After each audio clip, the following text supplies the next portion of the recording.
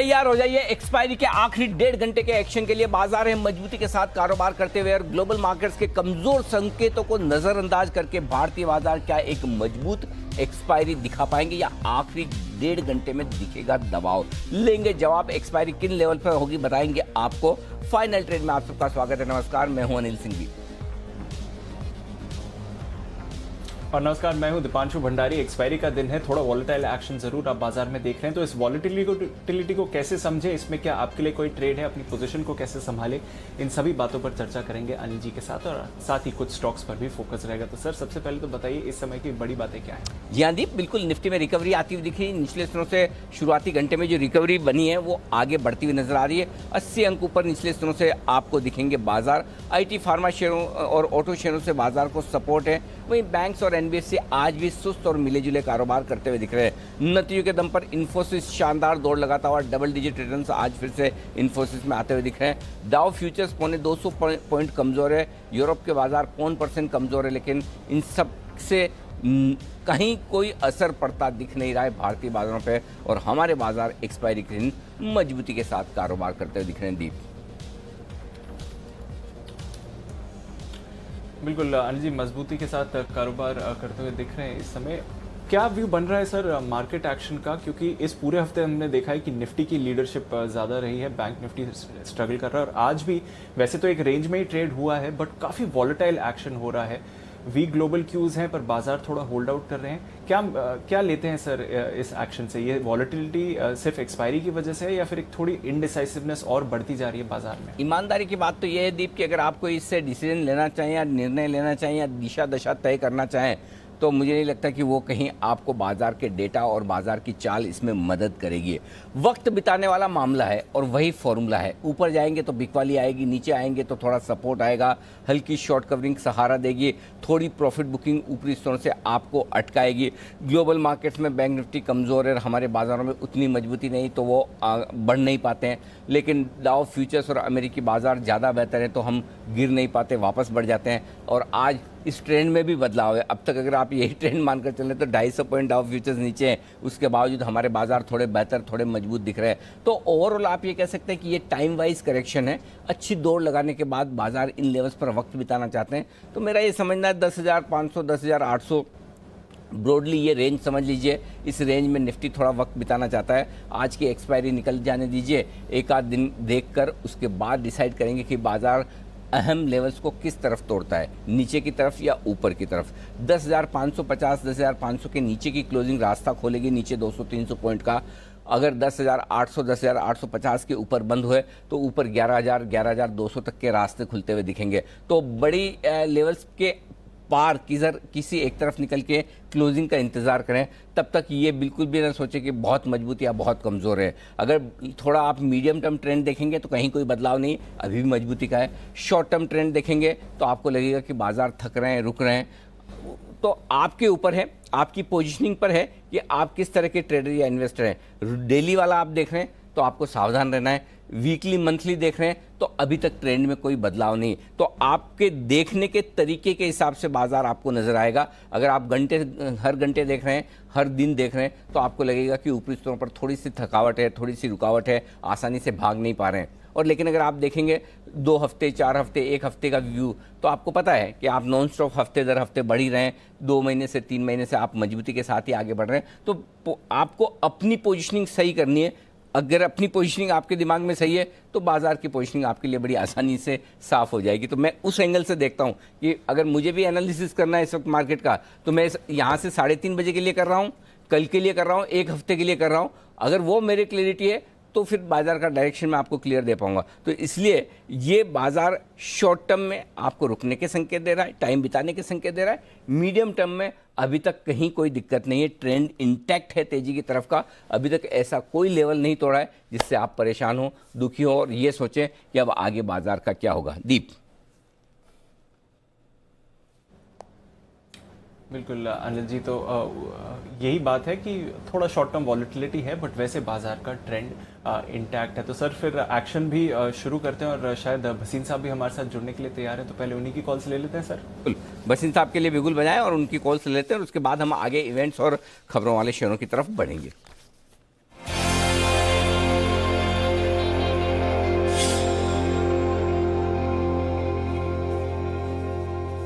Sir स्वागत है आपका। बाजार बिल्कुल वॉलेटाइल हैं, लेकिन हाँ अभी भी मजबूत है, कमजोर नहीं। बताएं सर, पहले तो अपडेट जो आप देना चाहें, उसके बाद मैं आपकी पिक्स लेता हूँ। तो अनिल जी, पहले एक व्यू दे दूं। मार्केट ने इस हफ्ते काफी चॉपीनेस दिखाई, लेकिन अगर आपको याद है मैंने कहा था थर्ड वीक ऑफ जुलाई और fourth week we will see 11,000, और अब मेरा निश्चय पूरा हो गया। इसका 3 कारण है। एक तो आपका फिस्कल डेफिसिट से सरप्लस हो गया, ग्लोबल क्यूज पॉजिटिव है, और रीओपनिंग ऑफ इंडिया में डिक्लाइनिंग रेट आ गया कोरोना वायरस का। So this is the time to put your money because 11,000 on the index is going to be hit maybe next week. I am very sure. उसके अलावा it is going to be stock specific.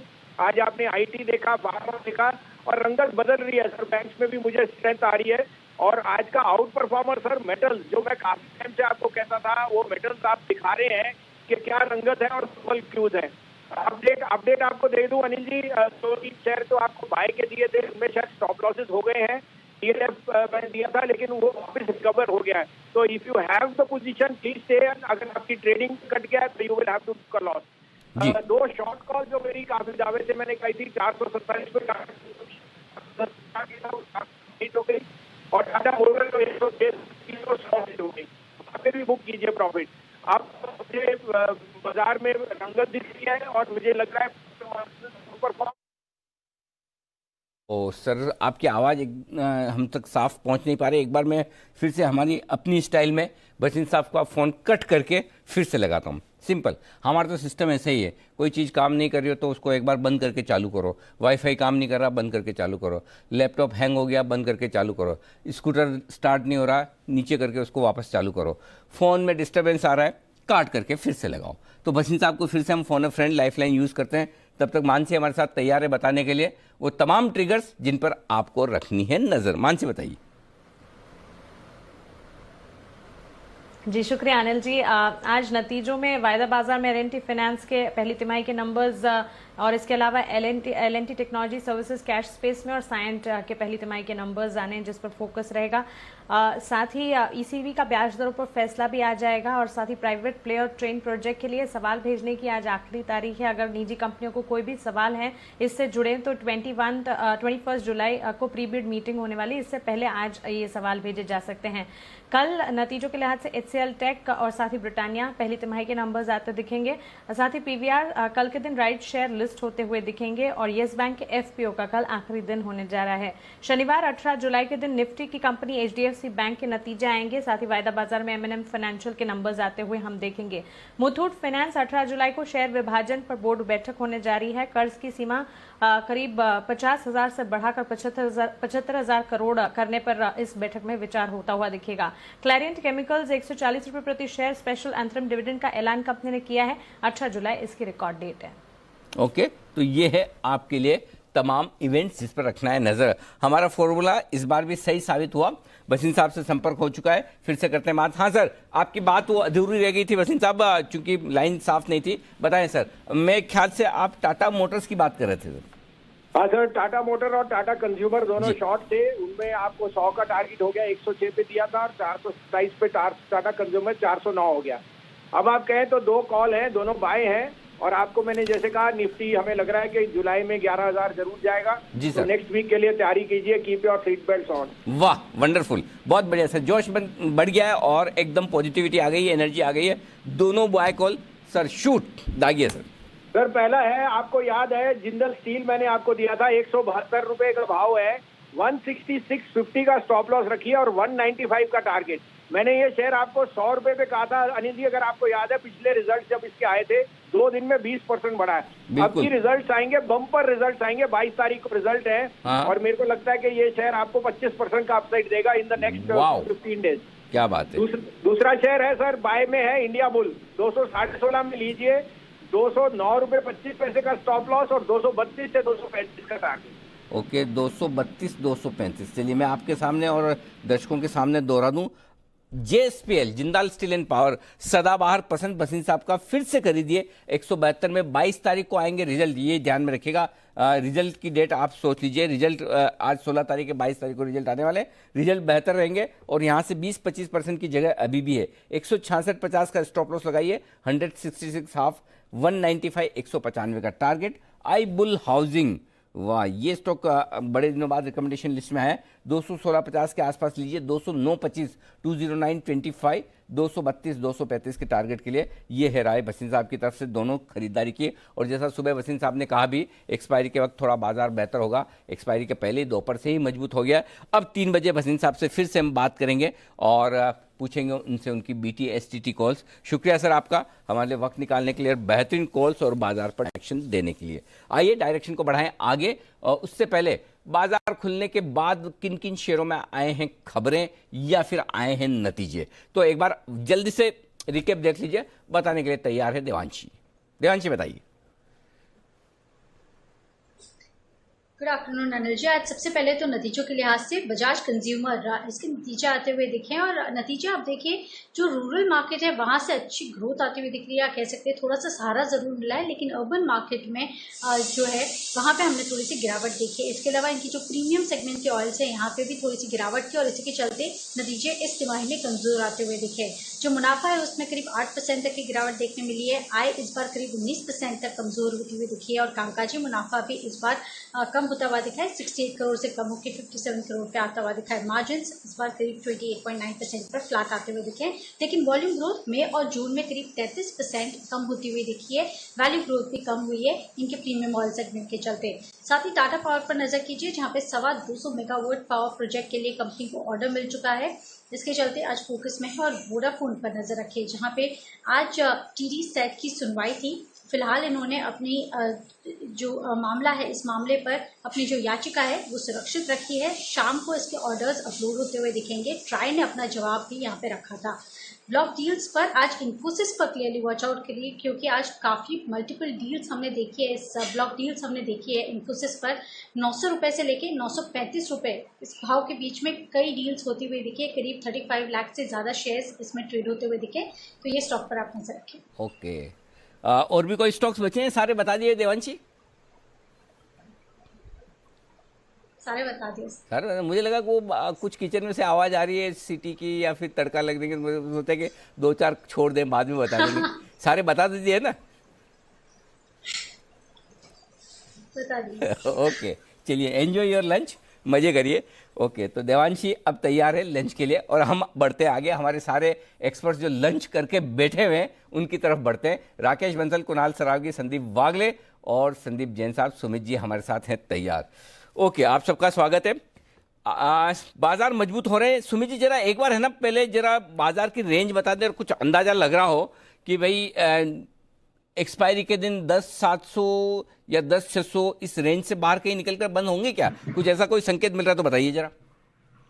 Good afternoon Anil ji. Good afternoon Anil ji, बहुत ही सीमित दायरे में trade होता हुआ देखने को मिला। सुबह जब मार्केट खुला तब तो ऐसी अफरा तफरी थी कि कुछ बड़ा होने वाला है, लेकिन उसके बाद खुश हो गए सब। और अगले लास्ट 3-4 घंटे में 50 पॉइंट का मुश्किल से रेंज देखने को मिला है निफ्टी के अंदर, और बहुत सीमित दायरे में ट्रेड होता हुआ देखने को मिला है। 650 के ऊपर जब तक निफ्टी सस्टेन करता है तब तक इसका बायसनेस ऊपर की तरफ है, जिसमें 10,700 तक का मूव देखने को मिल सकता है।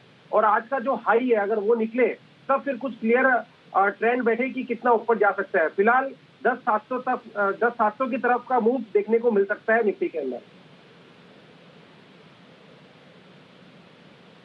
ओके, 10,700 का इंतजार करते हैं निफ्टी पर। वैसे एक रेंज में ट्रेड हो रहा है, थोड़ी वॉलेटिलिटी आ रही है, बट कई स्टॉक्स ऐसे हैं जहां पर बढ़िया एक्शन है। आईटी में अब हम देख रहे हैं थोड़ी मुनाफा वसूली है। फार्मा नेम्स में अच्छी खरीदारी आ रही है।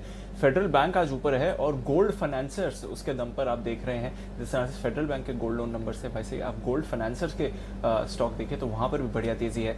आज सुबह विश्वेश जी मुथूट फाइनेंस पर कॉल देकर गए थे ऑप्शंस के जरिए। मन्नापुरम वागले साहब, यहाँ पर भी बढ़िया एक्शन बन रहा है। अभी थोड़ी देर पहले एक स्पाइक आया था, 160 के ऊपर गया है स्टॉक। 9% का ओपन इंटरेस्ट एडिशन है। क्या ट्रेड है मन्नापुरम पर? आफ्टरनून दीपांशु। मेरे लिए बाय है मन्नापुरम। मुझे लगता है ये 165-166 तक जाना चाहिए, लेकिन मन्नापुरम से भी बेटर मुझे मोमेंटम मुथूट में दिखाई दे रहा है। तो सिंस आपने दोनों का जिक्र किया, बिटवीन द टू मैं मुथूट के साथ अभी भी जाऊंगा। मुझे मुथूट में अभी भी मोमेंटम दिख रहा है। 1131 का करंट भाव है, 1120 का एक 10-11 रुपए का स्टॉप लॉस, और 1145-1148 तक के टारगेट्स मुझे मुथूट में भी दिखाई दे रहे हैं। ओके 1145 1148 के टारगेट्स मुथूट में भी दिख रहे हैं, तो वहाँ पर भी नज़र रखिए, मन्नापुरम में भी नज़र रखिए। और मुथूट में एक ऑप्शंस के जरिए कॉल भी दी थी आपको विश्वेश जी ने, 1100 की कॉल खरीदारी की राय दी थी, वहाँ पर भी नज़र रखिए। बढ़िया एक्शन आपको बनते हुए दिख रहा है वहाँ पर। चलिए कुछ और स्टॉक्स हैं जहाँ पर आपको बढ़िया एक्शन इस समय दिख रहा है, वहाँ पर भी नज़र डालते हैं। जिस तरह से शानदार मूव आया है, आप देखिए भारत फोर्ज, यहाँ पर एक फ्रेश खरीदारी के संकेत आते हुए दिखे। एक स्पाइक अभी थोड़ी देर पहले यहाँ पर भी आया था। बंसल जी, भारत फोर्ज का चार्ट क्या चल रहा है, यहाँ पर कोई ट्रेड बनते हुए दिख रहा है? देखिए दीपांशु, टेक्निकल रुझान काफी अच्छा है। इनफैक्ट एक पॉजिटिव क्रॉसओवर यहाँ पे देखने को मिला है स्टॉक के अंदर, और वो पॉजिटिव क्रॉसओवर भी अच्छे खासे कंसोलिडेशन के बाद हुआ है, और साथ में छोटा सा एक ब्रेकआउट भी 377 के ऊपर देखने को मिल रहा है। तो टेक्निकली जिनके पास है 371 के स्टॉप लॉस के साथ होल्ड करें। जिस तरीके का टेक्निकल रुझान है, एक बार 382 383 के लेवल्स ऊपर में टूटते हैं, तब यहाँ पर ऊपर में 382 383 के लेवल्स टूटते हैं तो 397 400 तक की रैली इसके अंदर देखने को मिल सकती है भारत फोर्ज के अंदर। ओके, भारत फोर्ज भी अच्छी रैली के लिए तैयार है। 390 395 के लेवल्स वहाँ पर आते हुए देख सकते हैं, नजर रखिए उस स्टॉक पर। कुणाल जी, आज सुबह ऑफ कोर्स औरोबिंदो पर आपका कॉल था और वो स्टॉक काफी एक्टिव है, कल का चार्ट कॉर्नर कॉल भी है, पर सिप्ला पर भी नजर डालिए, यहाँ पर भी अच्छी मूव आती हुई दिख रही है। 666 667 के लेवल्स पर सिप्ला आया है, यहाँ पर कोई ट्रेड है?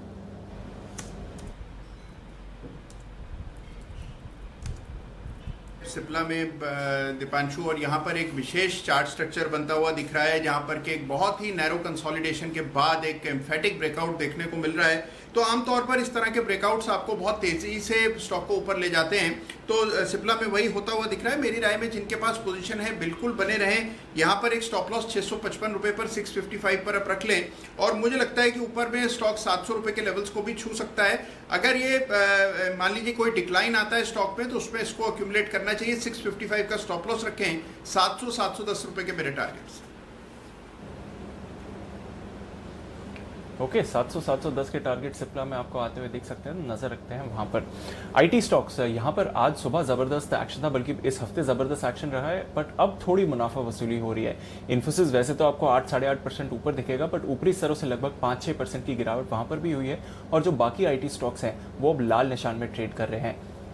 पर किस तरह के ट्रिगर्स रहे हैं आईटी के लिए? जो दिग्गज अर्निंग्स आई हैं, कुछ मिड कैप अर्निंग्स आई हैं, वहां से क्या कमेंट्री है और कैसा सहारा मिल रहा है पूरे सेक्टर को, एनालिसिस करी है कुशल ने। कुशल, बताइए आईटी स्टॉक्स पर जो ये बड़ा फोकस है और अच्छा उछाल आ रहा है, इसके पीछे के ट्रिगर्स कौन से हैं?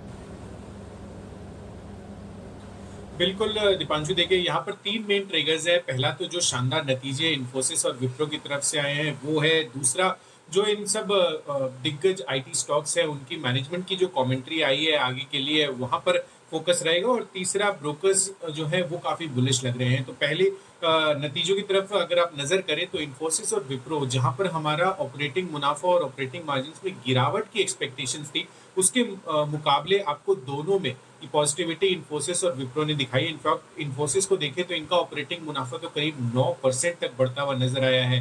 जाहिर सी बात है कि जिस हिसाब से वर्क फ्रॉम होम पॉलिसीज काफी कंपनीज इंप्लीमेंट कर रही है, उसका सीधा सेविंग्स इम्पैक्ट जो है वो आपको इनके वीजा खर्चों में और साथ ही जो ट्रैवल कॉस्ट है वहां पर बचता हुआ नजर आ रहा है। तो उससे भी काफी ऑपरेटिंग मुनाफा जो है सुधरता हुआ दिखा है। साथ ही अगर आप FY21 की बात करें तो उस FY21 के लिए विप्रो ने तो गाइडेंस जारी नहीं की, पर Infosys on the flip side अपनी जो गाइडेंस है, चाहे वो रेवेन्यू गाइडेंस लीजिए या मार्जिन गाइडेंस लीजिए, वो जारी करने में सफल रहा है। तो यानी कि आगे के लिए जो विजिबिलिटी है वो उनको बेहतर साइड पर आती हुई नजर आ रही है। साथ ही विप्रो के लिए जो उनके आईटी मार्जिन है पिछले 4 तिमाहियों से जो है बेहतर साइड पर आपको ये Q1 की आईटी मार्जिन्स नजर आई है। और टीसीएस की अगर मैं बात करूं तो पिछले 4 तिमाहियों में जो डील विंस हुई थी औसत, उसको भी ये Q1 में बीट करता हुआ नजर आया। तो यानी कि तीनों कंपनियों में कुछ न कुछ पॉजिटिव जो है, एक सरप्राइज फैक्टर आप कह सकते हैं, निकल कर आया है।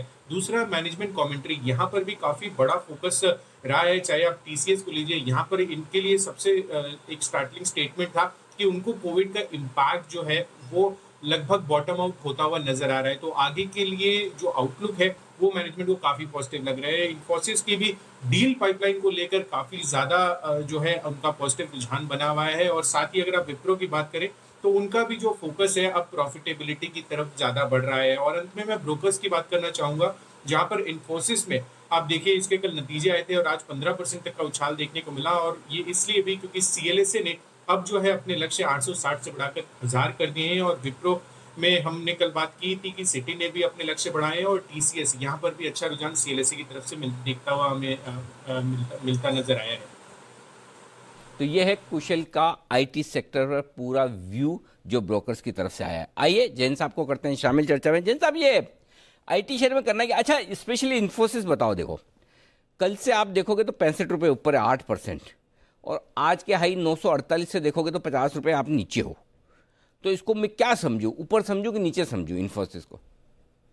देखिए वैसे तो ऊपर ही समझे, और थोड़ा सा मार्केट क्या होता है जब बहुत ज्यादा ऑप्शंस नहीं होते, और एक टिपिकल केस ऑफ ये सेक्टर रोटेशन हुआ है। कल रिलायंस कल तक कमान संभाला हुआ था, और फिर उसके बाद इन्फोसिस का रिजल्ट, फिर विप्रो ने भी थोड़ा सा तड़का लगा दिया। कल विप्रो के रिजल्ट को भी ओवर बड़ा थम्सअप मिला। मुझे नहीं लगता कि इतना बड़ा थम्सअप मिलना चाहिए था, जस्ट बिकॉज कि TCS से कम खराब रिजल्ट आया था विप्रो का, इसलिए विप्रो में इतनी बड़ी चाल।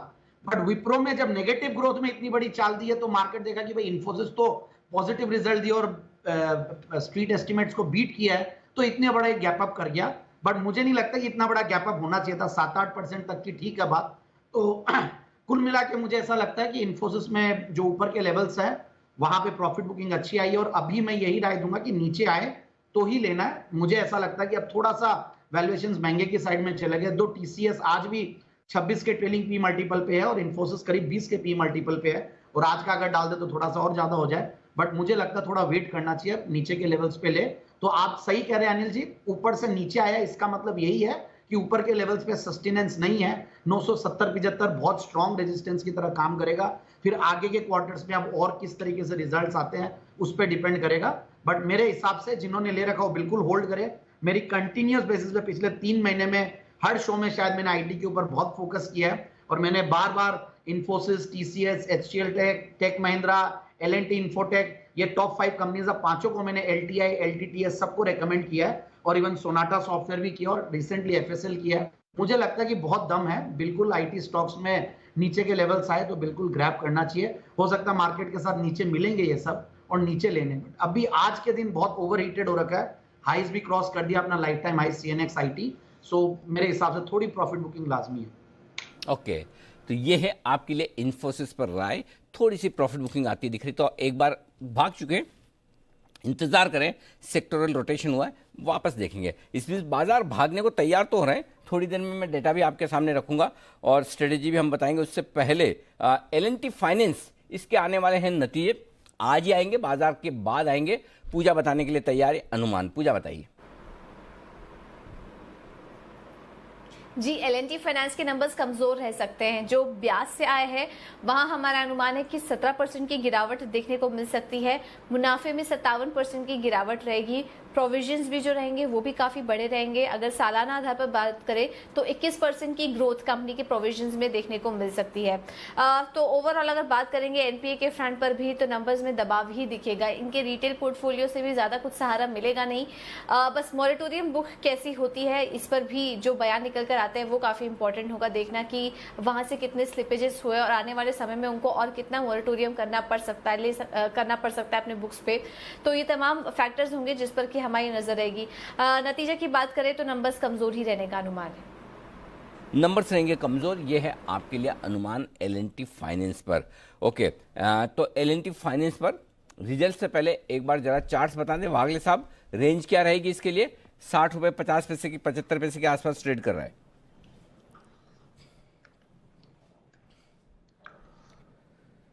अनिल जी, ये बाउंस बैक है, मुझे नहीं लगता ये सस्टेन होगा ऊपर में। लेकिन मार्केट के माहौल के साथ कल 58 का एक बेस बनाए तो ये 61, 51, 50 में 63 तक जा सकता है। मैं अवॉइड करूंगा इसको, मुझे लेना नहीं है, ऊपर में बेचना है मुझे। ओके, लेना नहीं है, ऊपर में बेचना है, ये है राय इस वक्त L&T फाइनेंस पर। आइए बिगुल को करिए तैयारी। कुणाल जी और राकेश जी तैयार हैं अपने चार्ट कॉर्नर के साथ।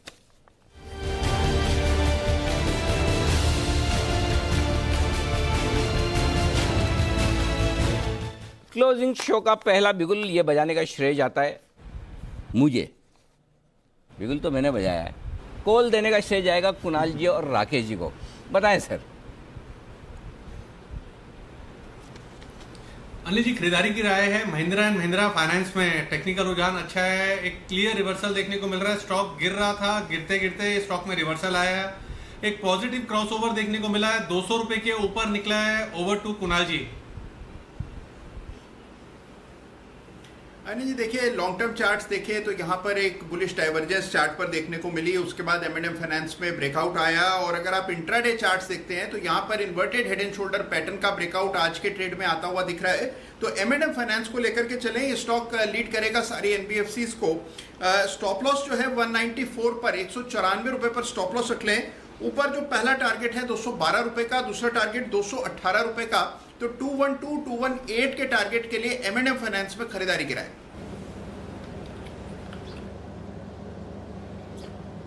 ओके, ये है आपके लिए M&M फाइनेंस पर खरीदारी की राय। अच्छा एक्शन वहां पर बनता हुआ दिख रहा है। पर चलिए 2:30 बज रहे हैं, समय है जानने का अनिल जी की इस समय की स्ट्रैटेजी क्या है।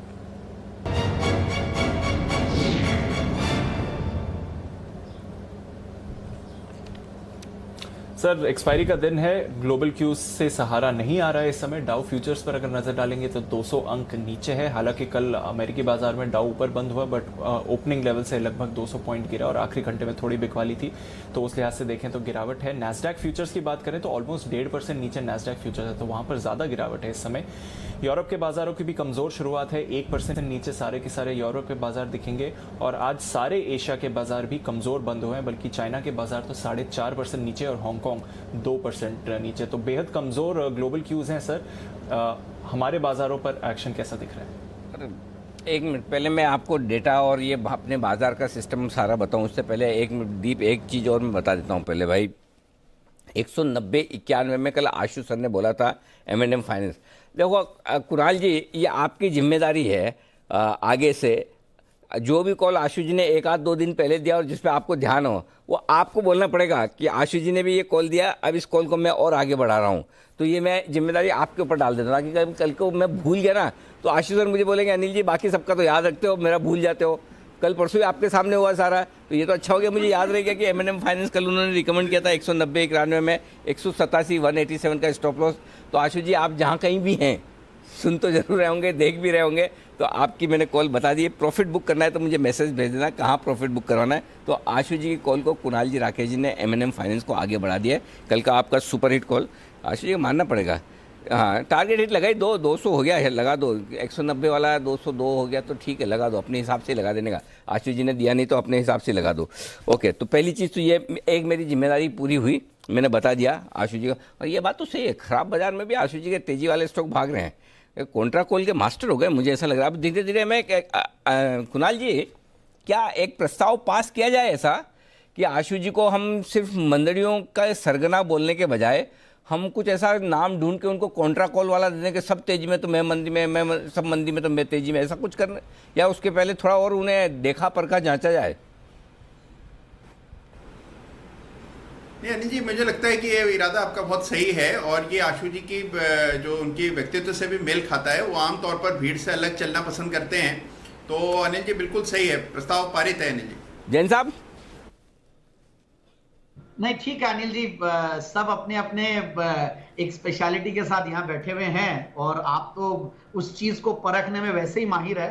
तो आपकी तो सोच अगर आ गई है तो सर्टेनली मुझे लगता है, और जुबा पे आ गई वही सोच, तो बहुत दिनों से आपकी प्लानिंग या बहुत दिनों से आप नोटिस कर रहे होंगे। और वो अब्दुल्ला वाली बात हो गई, आप सब पे नजर रखते हैं मेरे हिसाब से, तो बहुत सही नजर रखे हैं। तो बंसल जी का अब्दुल्ला जो लास्ट वीक जो हमारे मस्ती के पाठशाला में था, तो मेरे हिसाब से बिल्कुल, and he is a contrarian. मैं आई मस्ट अप्रिशिएट, कई बार उनके ओपिनियंस थे, जैसे कि हम लोग बजट के दिन भी शो कर रहे थे, तो वो और विश्वेश जी थोड़े कॉन्ट्रारियन अप्रोच में थे एंड कहीं ना कहीं वो लोग राइट प्रूव हुए। तो मैं उस चीज को तो अप्रिशिएट करूंगा। ठीक है, तो बाकी लोगों से मैं इस मामले पे राय नहीं ले रहा हूँ और दोनों कुणाल जी और जैन साहब से राय लेकर ही उसमें मुहर लगा रहा हूँ। इसका मतलब कि घर गांव के बड़े बुजुर्गों से राय ले ली, बाकी यंगस्टर्स आप तो जवान लोग हैं, नहीं मिले तो कोई दिक्कत नहीं है, तो समझ तो गए होंगे आप। चलिए अब आगे बढ़ते हैं और मैं जल्दी से आपको बता दूं डेटा। पहले निफ्टी की बात कर लेते हैं।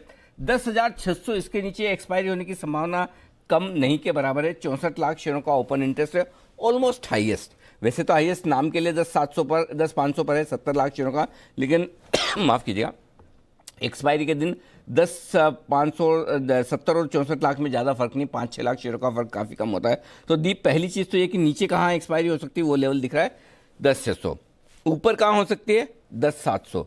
उसकी वजह यह कि हाईएस्ट ओपन इंटरेस्ट वहाँ पर है 81 लाख शेयरों का, तो उसके ऊपर भी जाना मुश्किल होगा। तो कहीं न कहीं 10,500, 10,600, 10,700 की रेंज में एक्सपायरी करने को तैयार है। अब इस रेंज में जहाँ एक्सपायरी हो सकती है, अब बड़ा सवाल ये आता है कि 10,650 के ऊपर होगी या नीचे। अब 10,650 के ऊपर आखिरी घंटे में टिकता हुआ दिख रहा है। 34 लाख शेयर शॉर्ट है अभी कॉल राइटर्स, तो हो सकता है 10,650, 10,675 इस रेंज के आसपास कहीं हो सकता है। 10,675 जहाँ पर अभी हम हैं, इसके आसपास एक्सपायरी होने की संभावना ज़्यादा है। तो अब हो सकता है अगले 1 घंटे में एक्सपायरी के लिहाज से बड़ा मुंह ना दिखे। फिर भी सेफर साइड पर ये डेटा बता रहे हैं, लेकिन कई बार कभी न्यूज़ की वजह से सपोज डाउ एकदम रिकवर कर जाए या डाउ ज़्यादा गिर जाए तो बड़ा मुंह आ भी सकता है। तो बड़े मुंह के लिए अगर आपको जो तैयारी रखनी है, 10,700 के ऊपर निकल कर टिका तो 50-75 पॉइंट बढ़ जाएगा। 10,600 के नीचे फिसला अब की बार तो 10,550, 560 तक जाएगा, नहीं तो फिर इसी रेंज में आपको वक्त बिता देगा। तो अब आखिरी 1 घंटे के लिए आपको कोई ट्रेड नहीं लेना है, क्योंकि बहुत रेंज बाउंड डेटा नज़र आ रहे हैं। ये हो गई बात निफ्टी की। Bank Nifty 21,431, highest open interest 31,500 के कॉल पर है, 24 लाख शेयरों का।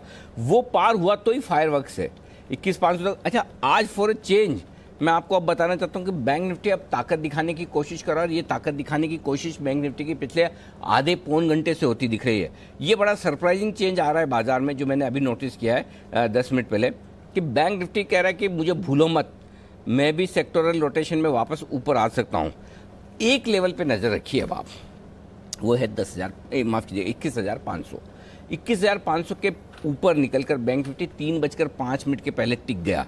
देख, टाइम भी नोट कर लीजिए, 3:05 के पहले 21,500 के ऊपर टिक गया। तो ये कम से कम 200-300 पॉइंट आपको, यानी 21,650, 21,750 आराम से दिखा देगा। 150 से 250 पॉइंट की तेज़ी दिखा सकता है अगर 21,500 के ऊपर टिका तो। अब टिकेगा नहीं टिकेगा ये कहना मेरे लिए मुश्किल है, क्योंकि वहाँ 24 लाख शेयरों का ओपन इंटरेस्ट है, पार करना इतना आसान नहीं है। अब नीचे आइए, नीचे की तरफ जो मजबूत सपोर्ट है सीधा 21,000 पर है, उससे पहले कोई सपोर्ट है नहीं। वहाँ भी 24 लाख शेयर है, हाईएस्ट ओपन इंटरेस्ट है। तो नीचे के लिए बहुत ज़्यादा डेटा है नहीं, 21,500 पर ही नज़र रखिए। इसके ऊपर निकल कर टिका तो आप जो एक्सपायरी का एक्शन देखना चाहते हैं वो मिलेगा। 21,500 पे मेरी नज़र है दीप, और अगर निकल गया ना तो मेरा आज कॉल आने के लिए तैयारी है भाई, ध्यान रखिएगा।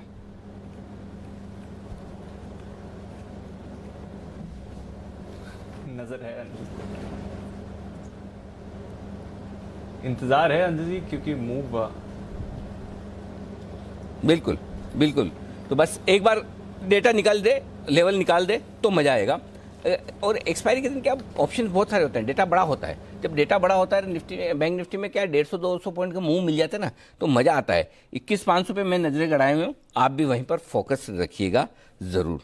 आइए, अब और स्टॉक्स हैं जिन पर हमें बात करनी है, जो एक्शन होने वाला है। एक तो है ना रिजल्ट्स के लिहाज से शनिवार को आएगा HDFC बैंक भी और M&M। अरे M&M फाइनेंस आप लोग रिकमेंड तो कर रहे हो, शनिवार को रिजल्ट्स भी है, ध्यान रखिएगा। अच्छा जैन साहब, यस बैंक का ये 12 रुपए और 13 रुपए वाला FPO पैसा लगाना है क्या इसमें? लगा सकते हैं अनिल जी, मेरे हिसाब से लिस्टिंग गेन्स तो मिलेगा काफी एनालिसिस करने के बाद, और जो GMPs मिल रहे हैं, ग्रे मार्केट प्रीमियम जो वेबसाइट्स पे आ रही हैं, और जो 25-30 पैसा पर शेयर का था, हालांकि वो 1 रुपया तक गया था, और जो एप्लीकेशंस है 2 लाख की हम लोग रेकमेंड कर रहे हैं क्लाइंट्स को, तो वो भी सुनने में आ रहा है। जो ऑनलाइन डेटा दिख रहा है, कोस्टैक रेट्स जो आ रही है वो 3,500 से 4,000 के बीच में एप्लीकेशन बिक रही है। जब ये रेट्स आती है तो एक बहुत बड़ा इंडिकेशन होता है कि कहीं ना कहीं मार्केट किस लेवल तक चीजें लेगा। और अगर आप 12-13 रुपए में लगाते हैं, 13 रुपए में 2 लाख शेयर, 2 लाख की एप्लीकेशन, और अगर वो आपका थोड़ा भी ऊपर बिकता है तो 4,000 रुपया तो आपको फिक्सेड मिल रहा है।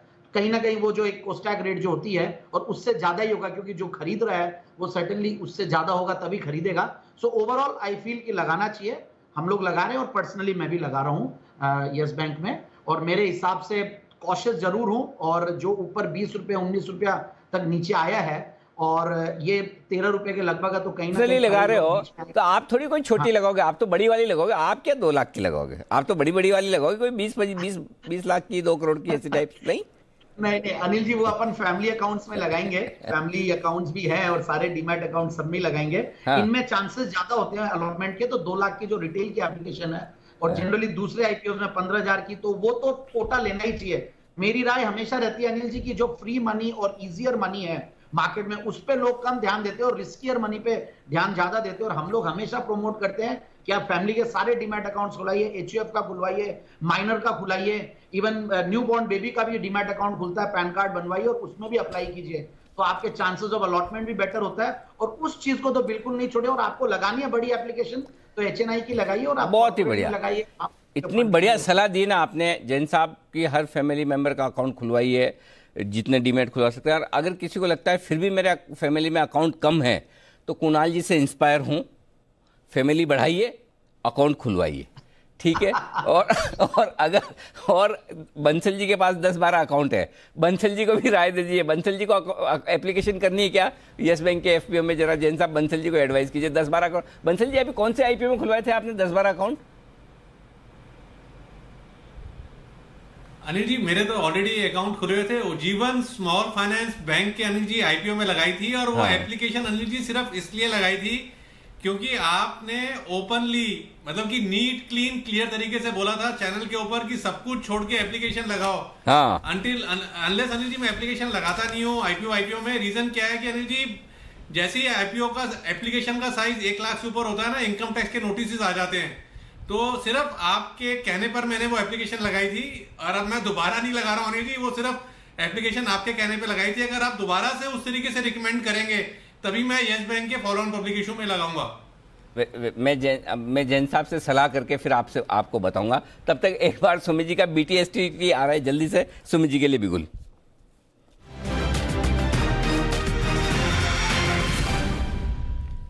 जी सुमित जी। अनिल जी, बाय साइड का स्टॉक आया है, फार्मा स्टॉक्स में मोमेंटम है, कैडिला हेल्थ केयर यहाँ पे अच्छा लग रहा है, बाय करें यहाँ पे सीएमपी पे कैडिला हेल्थ केयर 359-360 के पास। कैडिला हेल्थ केयर बहुत दिनों के कंसोलिडेशन के बाद आज एक तेजी दिखा रहा है। ऐसा लग रहा है स्टॉक यहाँ से एक अच्छा अपमूव के लिए तैयार हो रहा है, जिसके अंदर ऊपर में मेरे को लग रहा है कि नेक्स्ट वीक तक 375 से लेकर 380 तक का अपसाइड मूव देखने को मिलेगा। 2 से 3 दिन का ये ट्रेड होगा। यहाँ पे सीएमपी पे बाय का व्यू लेने का सलाह रहेगा।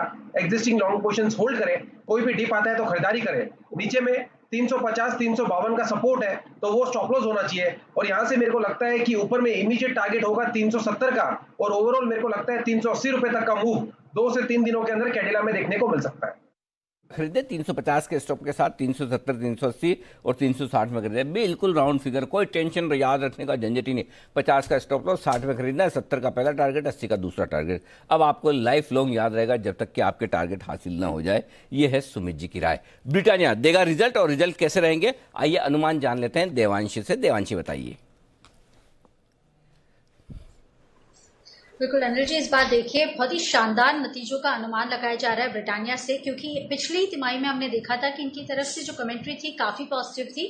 इनका ये कहना था कि मई और जून दोनों में जो बिक्री है उसमें काफ़ी अच्छी बढ़त होती हुई दिखी थी। तो पिछले 3 महीने में जो वॉल्यूम ग्रोथ है वो करीब 19 से 21% के बीच में रहने का अनुमान लगाया जा रहा है।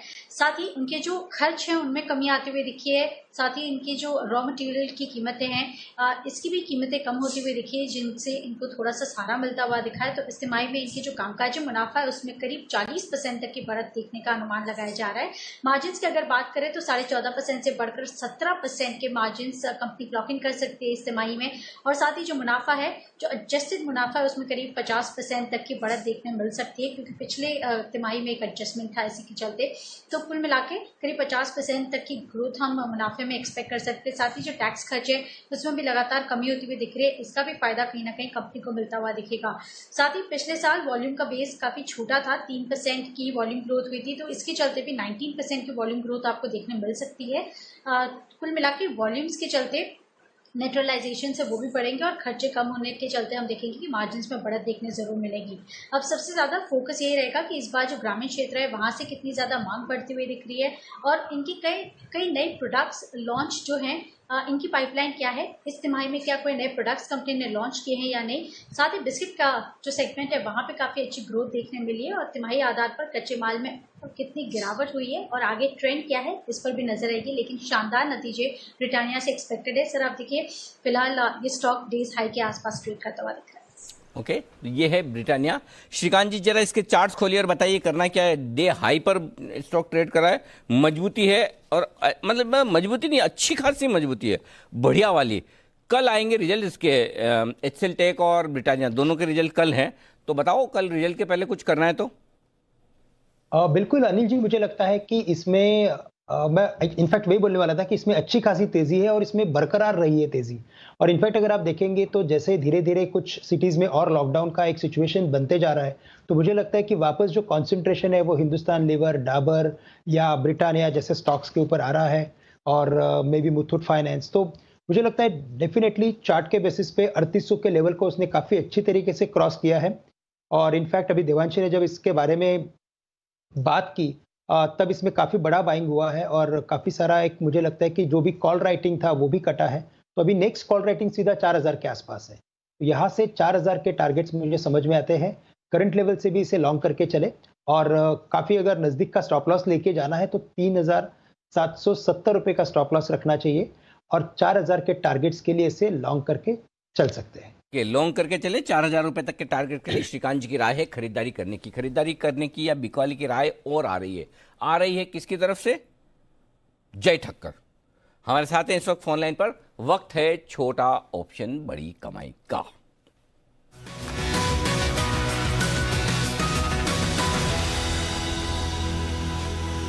बताएं जय। Good afternoon Anil ji.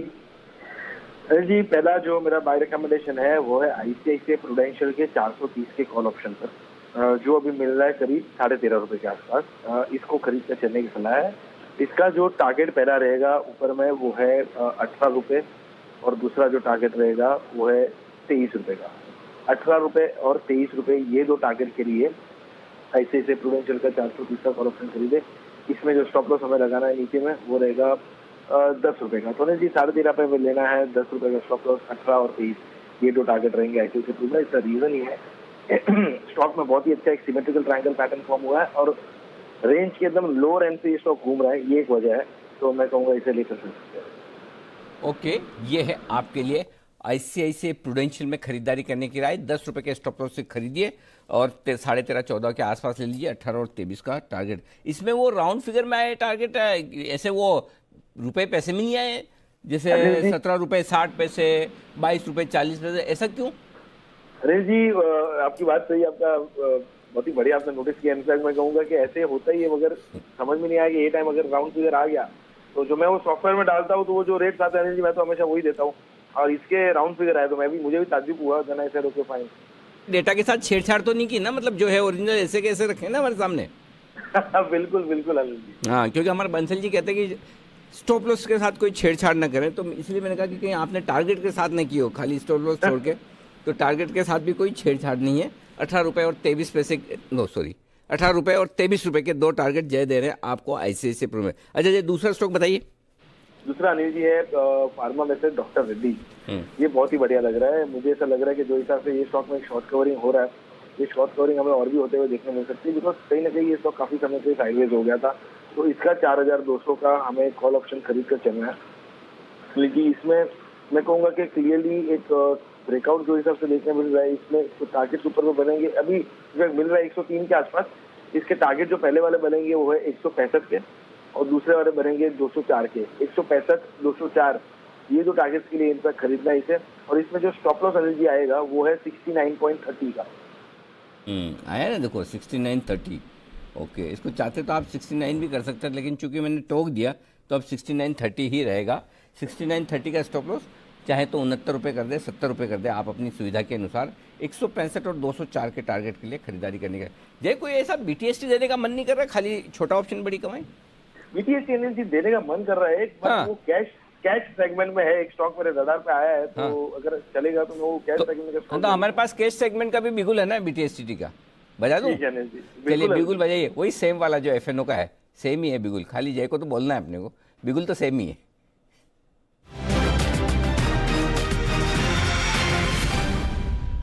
आपकी सुविधा के लिए जो हमने ना एक ही बिगुल रखा है ताकि आप दोनों उसमें कोई भी दे सके, और ये सुविधा हमने कुणाल जी और राकेश जी की सुविधा को ध्यान में रखते हुए रखी है। क्योंकि कुणाल जी राकेश जी का कभी भी टेक्नो फंडा स्टॉक आ सकता है, कभी भी उनका चार्ट कॉर्नर आ सकता है, कभी भी BTSTT आ सकता है, कभी भी स्पेशल पिक आ सकती है। इसलिए आपके लिए भी यही है। बताएं सर। अनिल जी, खरीदना है BBTC, Bombay Burma trading company. बहुत ही बढ़िया डबल बॉटम पैटर्न में से ब्रेकआउट ये स्टॉक में देखने मिल रहा है, जो 1250 के करीब मिल रहा है। इसको खरीद कर चल सकते हैं। पहला टारगेट इसका रहेगा 1305 का, दूसरा टारगेट इसका बनेगा 1340 का। अग्रेसिव टारगेट से मुझे से लग रहा है अचीव होने चाहिए। 1305 एंड 1340 के लिए खरीदे। इसमें स्टॉप लॉस नीचे में लगाकर चलना है 1220 का। 1220 के स्टॉप लॉस के साथ Bombay Burma trading corporation BBTC ये बॉम्बे डाइंग ब्रिटानिया की होल्डिंग कंपनी है और इसे खरीदने की राय है। 1220 के स्टॉप लॉस से खरीदिए। 1305 और 1340 बहुत कम ऐसी होल्डिंग कंपनियां जो वाकई में एक्टिवली ट्रेड होती हो, उनमें से एक है। मेरे ख्याल से कल परसों कुणाल जी आपने भी तो 1-2 दिन पहले इसको दिया था खरीदने के लिए।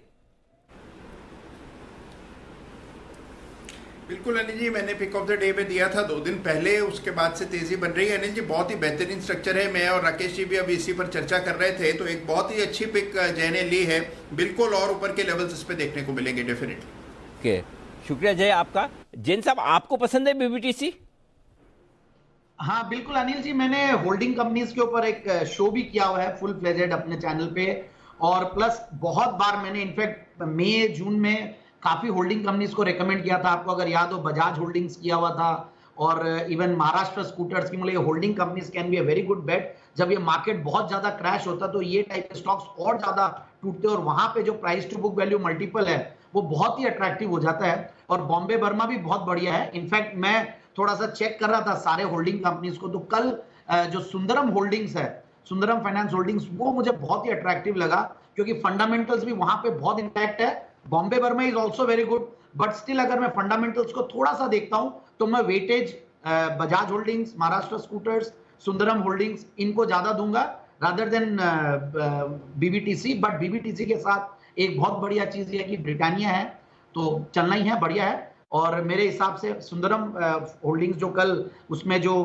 उसके ऊपर डिस्कशन हुआ है, it was excellent and fundamentally बहुत ही अच्छा स्टॉक है। आई थिंक वरिंदर बंसल जी ने एक्सरे में डिस्कस किया था, और उसके बाद हमने और भी रिसर्च की उसके ऊपर। So we really liked it. So holding companies can be a very good theme, and one of the best holding companies is HDFC limited, क्योंकि उसको क्या वो एक्टिवली ट्रेड होता है और उनके पास खुद का मेन धंधा इतना बड़ा है। बट HDFC लिमिटेड में बहुत वैल्यू अनलॉकिंग है। हो सकता है कि एक बार अभी नहीं चले, हाउसिंग फाइनेंस और NBFCs और थोड़े से दबे हुए रहते हैं, but overall longer time frame में मुझे HDFC looks to be the best ये कंपनी। बाकी बहुत सारी अनिल जी मैंने 12-13 कंपनियां निकाल रखी है, उसके ऊपर कभी और एक साथ चर्चा करेंगे।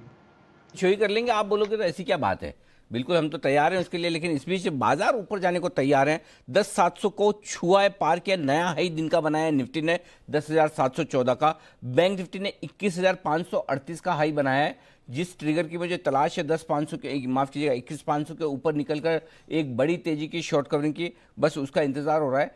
2-4 मिनट और मैं देख रहा हूँ, 3:05 के पहले मुझे ये सब काम करना है। तो बस मेरी नजर है बैंक निफ्टी ब्रेकआउट देने की तैयारी कर रहा है, देखते हैं। जब तक श्रीकांत जी तैयार हैं अपने BTSTT के साथ।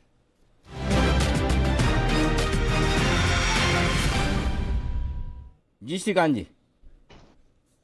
अनिल जी, मुझे लग रहा है कि एक तो चोलामंडलम फाइनेंस पे हम एक लॉन्ग का ट्रेड ले सकते हैं। अभी 209 के करीब ट्रेड कर रहा है, और अगर आप इसके ओवरऑल फॉर्मेशन को देखते हो तो इसने काफ़ी अच्छी तरीके से कंसोलिडेट किया है। और आज के दिन में अगर आपने देखा होगा कि बैंक निफ्टी में एक काफ़ी अच्छा एक रिजेक्शन आया है 21,200 के नीचे। इनफैक्ट इसमें काफ़ी अच्छा एक सेल ऑफ बनना चाहिए था, लेकिन वो बना नहीं, और इनफैक्ट एक रिवर्सल फॉर्मेशन बना है। तो ये मुझे लगता है कि NBFCs और प्राइवेट बैंक्स और जो भी अच्छे कंपनीज है उनके लिए काफ़ी स्ट्रॉन्ग फॉर्मेशन हो सकता है। तो चोलामंडलम फाइनेंस करंट लेवल से लॉन्ग करें, 210 के करीब आ गया है अभी, तो 210 में लॉन्ग कर लीजिए। और यहाँ पे हमें स्टॉप लॉस रखना है तकरीबन 205 रुपए का, क्योंकि जो टारगेट्स है वो 225 के एक्सपेक्टेड है। और ये स्टॉक ने काफ़ी अच्छा कंसोलिडेट किया है अनिल जी।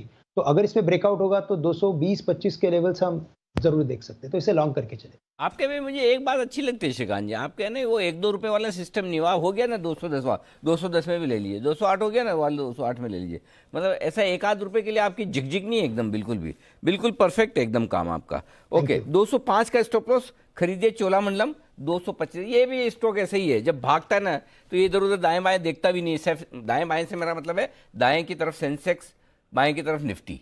तो दाएं बाएं देखे बगैर भाई मैंने चलना शुरू कर दिया, अब सेंसेक्स निफ्टी किधर भी जाए मुझे बढ़ना है, ये इस चीज़ की तरफ दिमाग लगा रहा है। बैंक निफ्टी पर नज़र रखिए, किसी भी वक्त बाय सिग्नल ट्रिगर हो सकता है। 21,500 के ऊपर निकला है, मैं 2-4-5 में ट्रिगर इसको होने के पहले देखना चाहता हूं कि सस्टेन हो जाए। ये सस्टेन हुआ तो भागने को तैयार हो सकता है, क्योंकि बात वही है कि 21,500 मेक और ब्रेक लेवल है बैंक निफ्टी के लिए।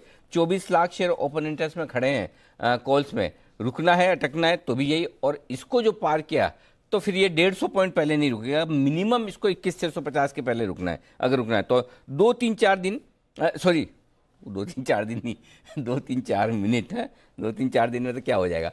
लेकिन तब तक 2-3-4 मिनट में जब तक बैंक निफ्टी अपना मन बनाए कि मुझे ऊपर जाना है कि नहीं, तब तक मन बना चुके हैं कुणाल जी, राकेश जी, और जब बना ही चुके हैं वो मन तो बिल्कुल बजा देते हैं चार्ट कॉर्नर का।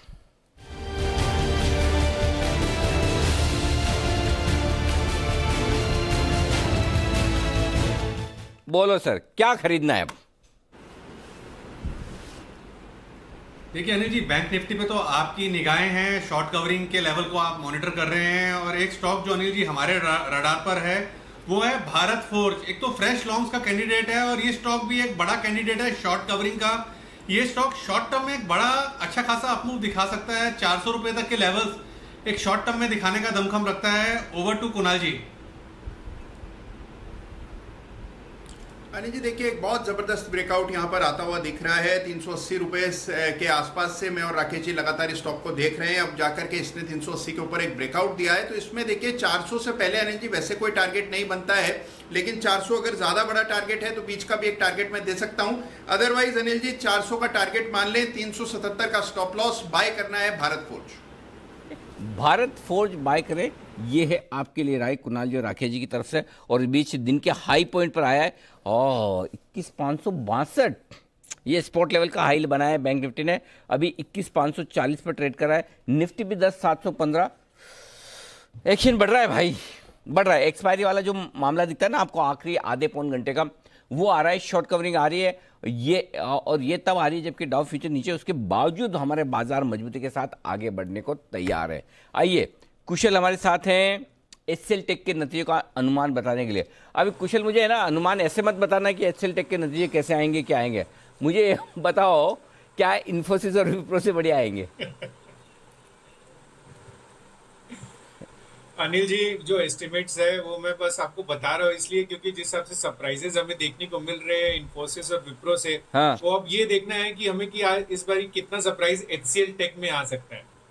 बताओ। तो आप रिजल्ट्स की तरफ से अगर आप देखें तो यहाँ पर ज्यादा फॉल हम एक्सपेक्ट करके चल रहे हैं इन्फोसिस और विप्रो के मुकाबले। मुनाफे में करीब 16% की गिरावट हो सकती है, क्योंकि अन्य आय का कंपोनेंट जो है सिग्निफिकेंटली रिड्यूस हो सकता है, और उसके हिसाब से आप मुनाफा देखें तो एनालिस्ट एक्सपेक्ट कर गए हैं करीब 2650 करोड़ रुपए का। साथ ही कंपनी की अगर आप डॉलर आय देखें नील जी, तो वहां पर भी सिग्निफिकेंट डिक्लाइन एक्सपेक्टेड है। ऑब्वियसली कोविड का जो इम्पैक्ट है वो इनके अर्निंग्स पर भी नजर आ सकता है, और करीब 8% इनकी डॉलर आय भी घटती हुई नजर आएगी। साथ ही कंपनी की जो मार्जिन्स है वहां पर भी ऑलमोस्ट 2% की गिरावट 21% से 19% पर आती हुई नजर आ सकती है, क्योंकि रियलाइजेशंस और ओवरऑल जो रेवेन्यू का इम्पैक्ट है वो इनकी मार्जिन्स पर आता हुआ नजर आएगा। हालांकि जो रुपये में डिप्रिसिएशन और जो ट्रैवल खर्चे बचे हैं उसका थोड़ा सहारा मार्जिन्स पर रहेगा। अब आगे के लिए जैसे कि इन्फोसिस ने अपनी गाइडेंस डिक्लेयर की है, तो अगर एचसीएल टेक भी करता है तो विजिबिलिटी जो है व्यूअर्स को, इन्वेस्टर्स को पता चलेगी। और दूसरा जो भी इनकी डील विंस हुई है Q1 में वो देखना होगा कैसा उनका एवरेज रहा है कंपेरेटिवली बाकी पिछली तिमाहियों के मुकाबले, और साथ ही जो आगे की जो डील पाइपलाइन है वहां पर कैसा रुझान है ये देखना इंपॉर्टेंट होगा। ओके, ये एचसीएल टेक पर आपके लिए राय है इस वक्त। ओके, एचसीएल टेक, श्रीकांत जी इसे खरीद लें क्या रिजल्ट के पहले? देखिए वैसे टेक्नोलॉजी स्टॉक्स में अगर आप देखेंगे तो विप्रो और इन्फोसिस इन दोनों ने बड़े ब्रेकआउट किए हैं, और मुझे लगता है कि एचसीएल टेक तो वैसे ऑलरेडी ऑल टाइम हाई के अंदर ही ट्रेड कर रहा है, तो लगता है यहाँ पे भी मुझे लगता है कि 620 630 के लेवल को जैसे उसने क्रॉस किया है विथ वेरी गुड वॉल्यूम। अगर आप आज के वॉल्यूम देखेंगे तो पिछले 1.5 या 2 महीने के हाई वॉल्यूम्स के कंपैरिजन में वॉल्यूम्स है, और नो डाउट आज काफी बड़ा ट्रेंड हमने देखा भी आईटी में, लेकिन एक ब्रेकआउट देखा है टीसीएस इन्फोसिस में। मुझे लगता है कि ये स्टॉक भी 660 के लेवल्स को छू सकता है, लेके चले, लॉन्ग करके चले। 640 के जो भी कॉल ऑप्शंस है 7-7.25 लाख शेयर के, वहाँ पे अनवाइंडिंग दिख रहा है और 600 के अभी ऊपर निकला है जस्ट। तो थोड़ा रिजल्ट है, इवेंट है, तो थोड़ा बड़ा स्टॉप लॉस रखना पड़ेगा और 600 रुपए के स्टॉप लॉस के साथ बाय करें 660 रुपए के टारगेट के लिए। ओके, और इस बीच भारत फोर्ज जो अभी अभी कुणाल जी राकेश जी ने खरीदारी करने की राय दी थी 382 में, आज सुबह का शो का आखिरी कॉल था भारत फोर्ज खरीदारी करने के लिए आज से, और पहला कॉल था भारत फोर्ज खरीदारी करने के लिए। तो एक ही कॉल आखिरी और पहला कैसे हो सकता है, ये सवाल तो आना चाहिए आपके मन में, जरूर आना चाहिए। तो आखिरी कॉल था आज सुबह वाले शो का और पहला कॉल था हिमांशु गुप्ता का बीटीएसटी के तौर पर। अभी तक वो हमेशा हमारे हैं ना, वो इस वाले शो में ही आते हैं, वो एसपीएल मिड कैप स्टॉक में। तो आज एसपीएल मिड कैप स्टॉक में मैंने उनको बोला भाई आपको भी अगर देना हो तो दे दीजिएगा, तो उन्होंने मौके का फायदा उठाकर आखिर में शो खत्म होने के जस्ट पहले 373 रुपये में भारत फोर्ज खरीदने की राय दी थी।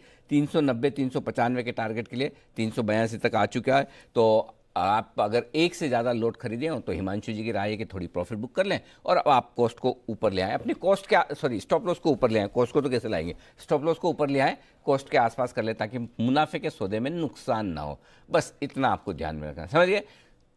एक से ज़्यादा है बुक करिए, एक ही लोट है तो कुछ नहीं कर सकते, कॉस्ट पे स्टॉप लॉस है। क्यों? क्योंकि कुणाल जी राकेश जी तो अभी भी कह रहे हैं खरीदने के लिए, तो 400 मजबूत है और उनके भी टारगेट अभी ऊपर के हैं ही, चिंता न करें, होल्ड करें भारत फोर्ज को। श्रीकांत जी जल्दी से बीटीएसटी दो, हमारा बैंक निफ्टी भाग रहा है बहुत जोर से, एकदम तेजी से 21,500 के ऊपर सीधा 21,650 नॉन स्टॉप जाना है इसको। तैयारी हो रही है बीटीएसटी का बिगुल श्रीकांत जी के लिए।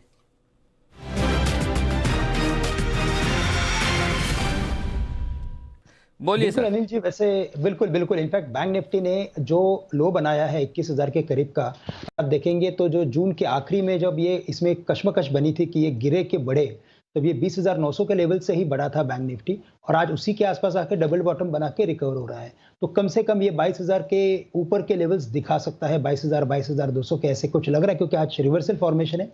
और साथ ही साथ मुझे लगता है कि चोलामंडलम फाइनेंस के बाद अगर ध्यान देना है तो एक मुथूट फाइनेंस पे ध्यान दीजिए। यहाँ पे अनिल जी काफी अच्छा एक डबल बॉटम फॉर्मेशन बना है, इसमें काफी बड़ी तेजी हमने देखी थी, लेकिन उसके बाद एक कंटिन्यूएशन फॉर्मेशन वापस बना रहा है। तो ये स्टॉक मुझे लगता है कि 1200 के लेवल्स को छू सकता है और काफी स्ट्रॉन्ग ग्रिप में है। तो करंट लेवल से इसे लॉन्ग करके चले, और यहाँ पे हमें स्टॉप लॉस रखना है 1100 रुपए का। तो स्टॉप लॉस 1200 का टारगेट मुथूट फाइनेंस। मुथूट आज सबको पसंद आ रहा है भाई सब, मुथूट फाइनेंस, ये साउथ वाली फाइनेंस कंपनियां पसंद आ रही, चोला, मुथूट। श्रीकांत जी आपने क्या साउथ का कुछ कॉन्ट्रैक्ट ऐसा लिया हुआ कि आज साउथ वाले की बात करेंगे?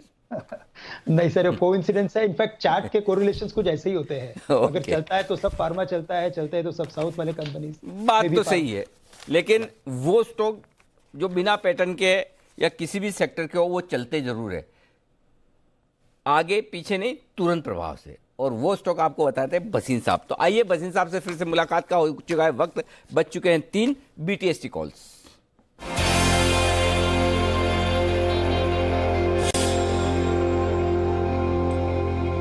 स्वागत है सर आपका, बताएं सर।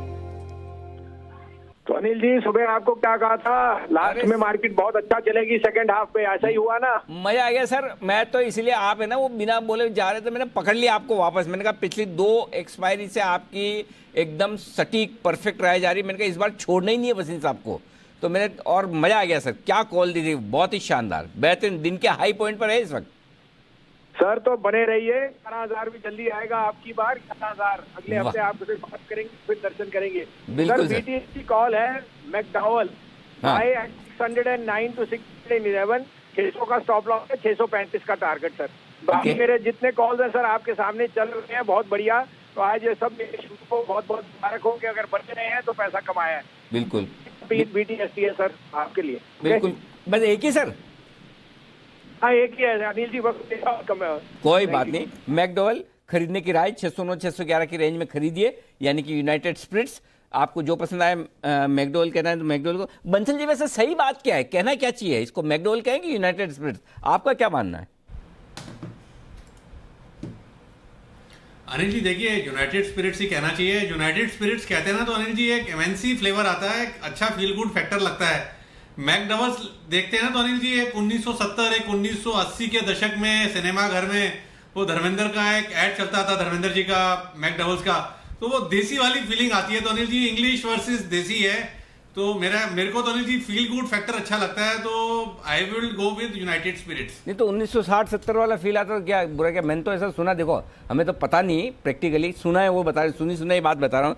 इसमें तो कहते हैं जितनी पुरानी होती है उतनी अच्छी होती है इनकी प्रोडक्ट। इस गलत है सही है ऐसा? नहीं अनिल जी वो चीज सही है, मैं कह रहा हूँ 1980s में ऐड चलता था जो मैकडबल्स का मूवी हॉल में, तो अनिल जी वो वाली फीलिंग आती है। जब मैकडबल बोलते हैं ना तो देसी वाली फीलिंग आती है अनिल जी, और जब यूनाइटेड स्पिरिट्स बोलते हैं तो एमएनसी वाली फीलिंग आती है अनिल जी। और दियाजो हो गया इसका नाम बाद में बदल के, तो फिर अनिल जी फिर तो बोलना सीखना पड़ेगा दीपांशु से। चलिए, दीपांशु वाली इंग्लिश की जरूरत होगी, ये एकदम सही कहा आपने। आइए तब तक एक काम करते हैं, सुमित जी के लिए तैयार है सैटेलाइट, छोड़िए।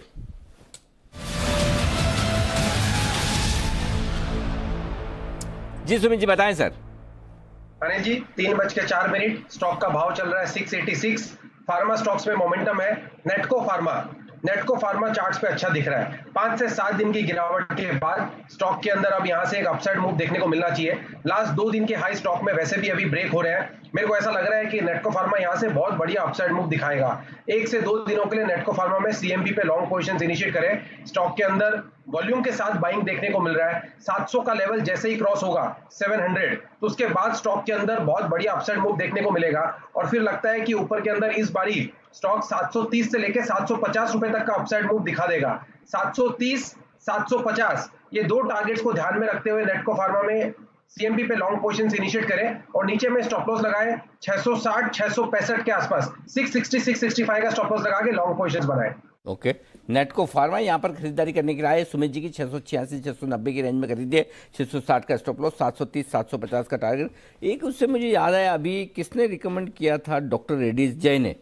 डॉक्टर रेड्डीज तो आपने, मुझे याद है जब शुरू में 10 की कमाई शुरुआत की थी तब सुमित जी बहुत रिकमेंड करते थे सारे फार्मा स्टॉक। सबसे ज़्यादा तो सन फार्मा, फिर लुपिन, फिर डॉक्टर भी। और मैं सोचता था ये किसी भी भाव में रिकमेंड किए जा रहे हैं। सुमित जी के कॉल भी गजब के चले भाई। सारे के सारे फार्मा शेयरों पे 10 की कमाई में जो जिन लोगों ने इन्वेस्टमेंट के लिहाज से लिया है, सुमित जी ने कमाल करके दिया उनका। आइए अब बैंड टू बेनिफिट भी तैयार है आशीष हमारे साथ, लेकिन आशीष आपको करना होगा इंतजार, क्योंकि पहले प्रेफरेंस जो है वो गेस्ट को दी जाएगी, और गेस्ट भी खास तौर से हमारे श्रीकांत जी जैसे हो, तो पहले बिगुल उनके लिए BTS DT वाला।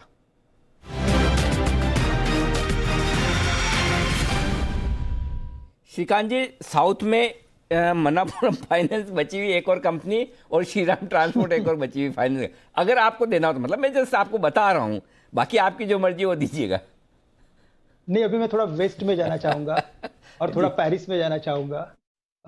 नेस्ले अच्छा लग रहा है, 17,200 के करीब ट्रेड कर रहा है और काफी अच्छे एक बड़े ट्रेंड लाइन को इसने क्रॉस किया है। काफी बड़ा सेलिंग प्रेशर था, उसने एब्जॉर्ब किया है। और मुझे जैसे लग रहा है कि जो मार्केट का जो फोकस है वो जो भी लॉकडाउन से रिलेटेड जो भी पोर्टफोलियो उसके ऊपर बढ़ते जा रहा है, तो हिंदुस्तान लीवर करंटली नेस्ले यहाँ से बाय करें। 17,300 के करीब अभी ट्रेड कर रहा है। यस, 17,300 पे बाय करें। स्टॉप लॉस रखना है हमें यहाँ पे 16,900 रुपए का, लेकिन टारगेट्स रहेंगे इसके ऑल टाइम हाइस के जो है वो 18,300, 18,500 के करीब के। तो काफी बड़ी एक अच्छी रनअप देखने को मिल सकती है नेस्ले में।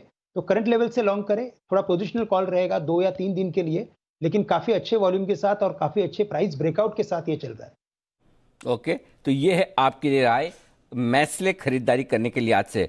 कुणाल जी और राकेश जी की तरफ से आ रहा है एक पिक ऑफ द डे का स्टॉक, लेकिन उससे पहले वागले साहब फास्टेस्ट फिंगर फर्स्ट में निकले हैं आगे BTS DT कॉल के साथ। बताएं सर। अनिल जी, मैं थोड़ा सा लेट ही हो गया क्योंकि मेरा भी कॉल नेस्ले ही था। एकदम क्लियर पैटर्न है। मेरा लगभग 18,000 का टारगेट है। मुझे 700-800 रुपए की मूव दिख रही है और मैं 250 रुपए का स्टॉप लॉस लूंगा 17,050, 17,100 का के आसपास का। मुझे लगता है ये 18,000 के लेवल्स कल देखने को मिलने चाहिए नेस्ले में। ओके, स्टॉप लॉस क्या रखना है सर? ₹250 नीचे, मतलब 17,120 का रखिए। 17,120, हम बहुत काम करवाते हैं। आप ₹250 नीचे मुझे गिनना पड़ रहा था, तो मैंने कहा वापस पूछ ही लो, ऐसे कि जिसे अपन ने सुना ही नहीं। तो आपने बोल भी दिया 17,120, तो ठीक है, ये स्टॉप लॉस लगाकर आपको खरीदारी करनी है। कुणाल जी राकेश जी भी थोड़ी देर में हमारे साथ तैयार हो रहे हैं। कुणाल जी राकेश जी तैयार है पिक ऑफ द डे के बिगुल के लिए, या फिर मैं पहले बैन से बेनिफिट ले लूं?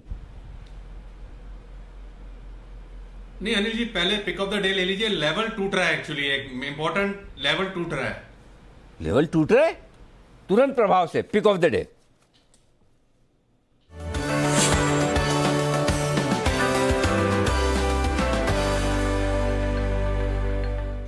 लेवल टूट रहा हो नहीं टूट रहा हो हमें पता नहीं भाई साहब, हमें पता चलता नहीं, लेकिन एक चीज पक्का हमें पता है कि वो कनेक्शन टूट गया है कुणाल जी का।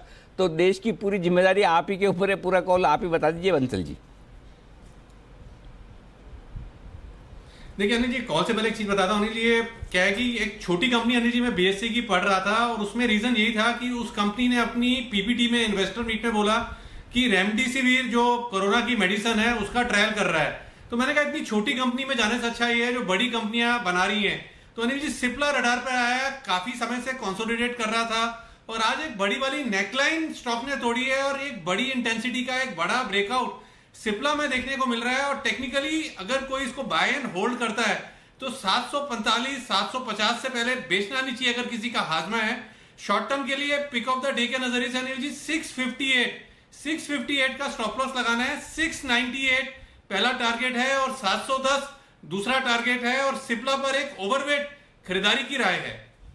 तो बंसल साहब, इसमें हाजमे वाले जो मामला है ना, उसमें ऐसा कि अगर आप खरीदने के बाद समझे, जैसे अभी आपने 675 बोला, ठीक है, यहाँ पे खरीदना है, अगर 675 पे कोई खरीदता है और उसके बाद आप एक ही बार 675 के नीचे इसको नहीं जाने दे, तब तो हाजमा वो है ना चुस्त दुरुस्त रहता है।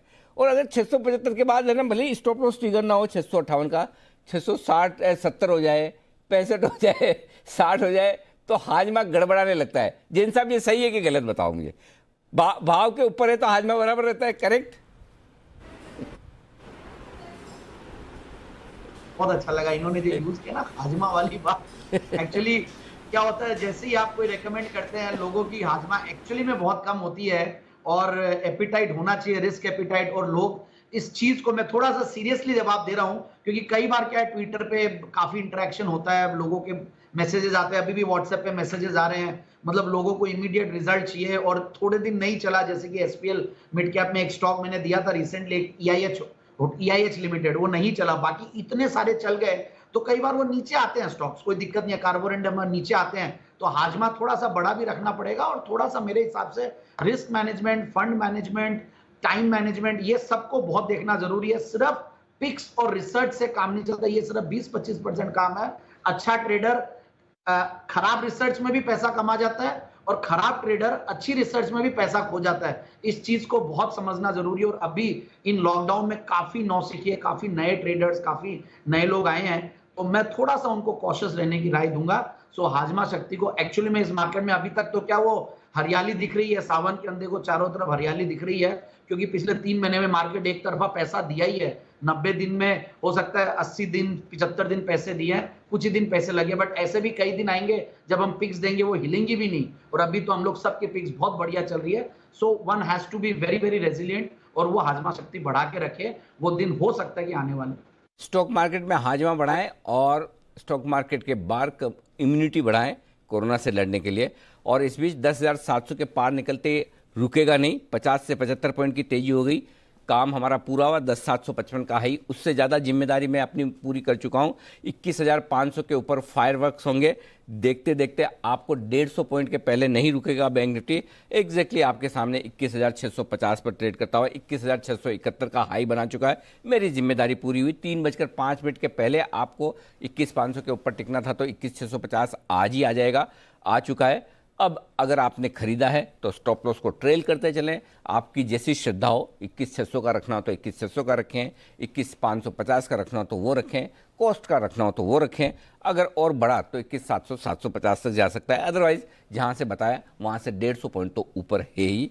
एंजॉय कीजिए लाइफ। बैंक निफ्टी बहुत ही आज्ञाकारी इंडेक्स है, बात मानता है, कभी कभार ठीक है, 10 बार बोले एक आध 2 बार ना माने तो वो तो समझ में आता है, इतना चंचल नटखट शरारती तो कोई भी होता है। बाकी ज़्यादातर वक्त ये बात मान लेता है, डेटा की सुनता है, तो अच्छा इंडेक्स है बैंक निफ्टी। सिप्ला आ चुका है आपके सामने pick of the day Kunal ji Rakesh ji की तरफ से। आइए, बैंक से बेनिफिट तैयार है हमारे साथ आशीष चतुर्वेदी।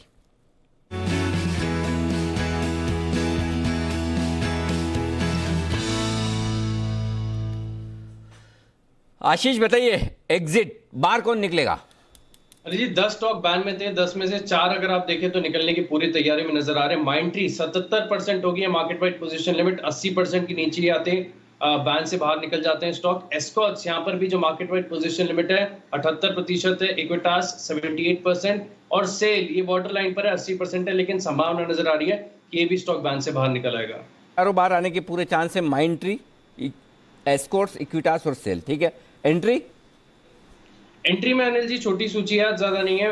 वेदांता 95% आ गई है, यानी हल्की सी संभावना यहाँ पे बॉर्डर लाइन पर है। ग्लेनमार्क 93% है और आरबीएल बैंक 93% है। तो वेदांता का फिलहाल ऐसा ज्यादा चांसेस है कि ये बैन में आता हुआ नजर आए। अभी 95 पे बॉर्डर पे है मामला बिल्कुल। वेदांता का भाव क्या हो गया? अरे वेदांता में ऐसा क्या हुआ बैन में जाने की तरह? भाई निफ्टी का स्टॉक भी बैन में जा रहा है, मिड कैप जाए तो समझ में आता है। अभी तक तो निफ्टी में ना, हाँ 31 जुलाई तक निफ्टी में है। वेदांता 109 प्राइस एक्शन तो है नहीं, वॉल्यूम एक्शन है। श्रीकांत जी जरा वेदांता के चार्ट्स निकाल के रखिएगा, मैं आपके पास आ रहा हूँ। उससे पहले सुमित जी के लिए मुझे बिगुल बजाना है BTSTT का, तो सुमित जी के लिए बिगुल, फिर मैं चलूंगा वेदांता के लिए श्रीकांत जी के पास।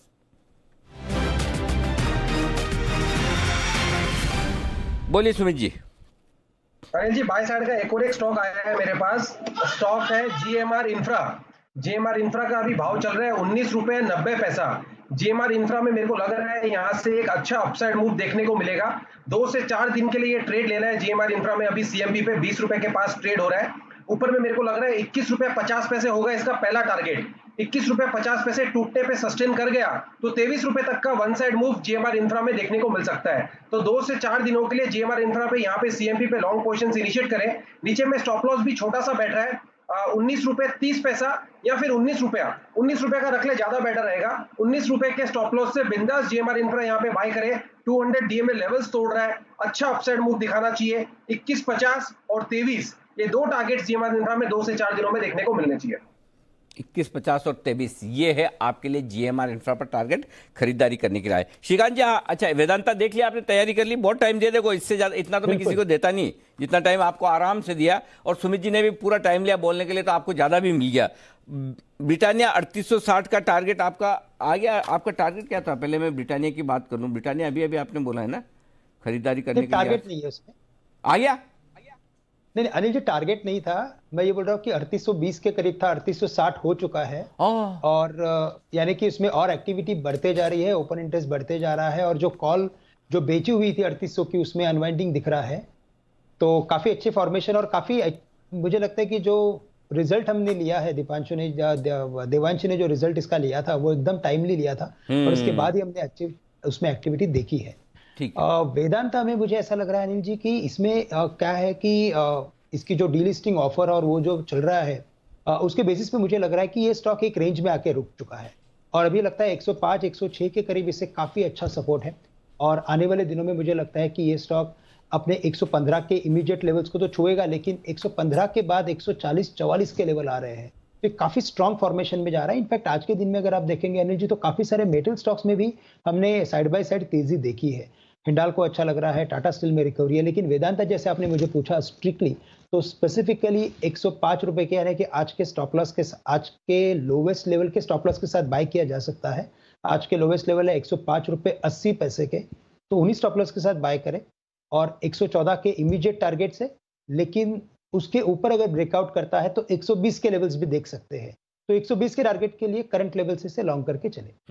113 115 पे जाके दम तोड़ देता है, 105-7 पे आता है, फिर से जाग जाता है कि मुझे जीना है, अभी मेरी जिंदगी बाकी है, अभी मैं डीलिस्ट इतना जल्दी नहीं हो रहा हूँ। फिर इसे याद आता है कि मुझे डीलिस्टिंग में टाइम है, और 114-15 आता है, ऐसा लगता है कि बस वो हो गया भाई, अब मेरे जीवन का लक्ष्य यही था। 115 के पार निकल कर टिका तो 120-25 होगा ही होगा, ये मान कर चलिए, जान कर चलिए। ये है राय आपके लिए वेदांता पर श्रीकांत जी की तरफ से। लेकिन डी मार्ट ये ठंडा हो गया, वजह क्यों गिर रहा है इतना? देवांशी तैयार है हमारे साथ बताने के लिए। देवांशी बताइए। बिल्कुल अनिल जी, आप देखिए पिछले 3 साल से जिस तरह से स्टॉक में रैली आती हुई दिख रही है, फाइनली हम देख रहे हैं ऊपरी लेवल से थोड़ा सा प्रेशर अब जरूर आता हुआ दिख रहा है, अब फंडामेंटल कंसर्न जरूर बनते हुए दिख रहे हैं। सबसे जो बड़े कंसर्न्स बनते हुए दिख रहे हैं वो 2 हैं, जिसके चलते हम देख रहे हैं कि पिछले 1 हफ्ते में ये स्टॉक में गिरावट देखने मिली, और यही नहीं 3 महीने के निचले स्तर पर अब डीमार्ट पहुंचता हुआ दिख रहा है। सबसे पहला और सबसे बड़ा कंसर्न ये है कि कल जो रिलायंस की एजीएम होती हुई दिखी है, वहां पे जियो मार्ट पर इन्होंने बड़े फैसले लिए थे। इनका ये कहना है कि जितनी भी अनऑर्गेनाइज मार्केट यानी कि जितने भी किराना स्टोर्स हैं, इनको ऑनलाइन प्लेटफॉर्म मिलता हुआ दिखेगा, तो ये एक बड़ा कंपटीशन डीमार्ट के लिए बनता हुआ दिख रहा है। साथ ही इनकी जो वैल्यू बाइंग है वो थोड़ी सी कम होती हुई दिख रही है। जो किराना स्टोर्स हैं, इनमें बिक्री थोड़ी सी ज़्यादा बढ़ती हुई दिख रही है लॉकडाउन के चलते, तो इसके चलते भी डीमार्ट पर ज़्यादा असर होता हुआ दिख रहा है। तो सबसे पहले जो जियो मार्ट है, इससे कंपटीशन काफ़ी बढ़ता हुआ दिखेगा। सारे एनालिस्ट का यही मानना है कि इनकी जो आय है यहाँ पे थोड़ी सी कमी आती हुई दिखेगी जियो मार्ट के चलते। और दूसरी बड़ी वजह यह है कि जिस तरह से नतीजे आते हुए दिखे थे पिछले हफ्ते, हमने देखा शनिवार को जो रिजल्ट्स आए थे, इसमें हमने काफ़ी बड़ी गिरावट देखी है। साथ ही इनकी जो कमेंट्री है वो भी थोड़ी सी नेगेटिव थी। सबसे पहले तो जैसे मैंने कहा, जो वैल्यू बाइंग है वो थोड़ी सी कम होती हुई दिख रही है। किराना स्टोर से जो बाइंग है लॉकडाउन में काफ़ी बढ़ती हुई दिखी है। इसके अलावा जो नॉन एफएमसीजी आइटम्स हैं, जहाँ पे उनका सबसे ज़्यादा मार्जिन होता है डीमार्ट का, ये फिलहाल लॉकडाउन के चलते बंद है। और साथ ही जो आंशिक लॉकडाउन खुलते हुए दिख रहे हैं, इसके चलते भी इनको काफ़ी दिक्कतें होती हुई दिख रही है। इसके चलते भी हम देख रहे हैं कि डीमार्ट पर थोड़ा सा प्रेशर आता हुआ दिख रहा है, और नॉन एफएमसीजी सेगमेंट में दबाव होने के चलते ओवरऑल मार्जिन्स पर आगे भी थोड़ा सा प्रेशर होता हुआ दिखेगा। साथ ही इनके सारे स्टोर्स अभी भी खुलते नहीं दिख रहे हैं, धीरे धीरे खुलते हुए दिखेंगे, तो आने वाली तिमाही में भी थोड़ा सा प्रेशर रहने की ही आशंका बनती हुई दिख रही है। तो एनालिस्ट भी बहुत ज़्यादा एक्साइटेड नहीं है, बहुत ज़्यादा पॉजिटिव नहीं है फिलहाल, और बड़े टारगेट्स नहीं दे रहे डीमार्ट पर। इनफैक्ट कई ऐसे एनालिस्ट हैं जो कि सेल की राय भी दे रहे हैं।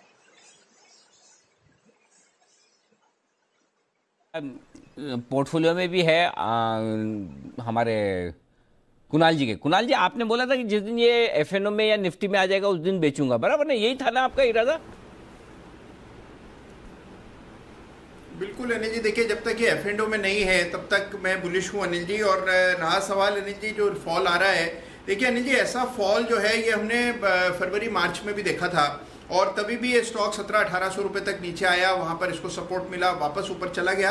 तो ठीक है, खबरों के चलते कुछ गिरावट देखने को मिल रही है, लेकिन अनिल जी मैं बहुत ज़्यादा बेरिश नहीं हूं, और मुझे लगता है कि जो गिरावट है ये अच्छा मौका है। अगर मान लीजिए 2000 का लेवल भी ये स्टॉक तोड़ दे तो और भी अच्छा है। 1900-1800 के आसपास इसको बाय करना चाहिए। मध्यम से लंबी अवधि का इरादा रखें, दोबारा इसमें आपको 2400 के लेवल्स देखने को मिलेंगे।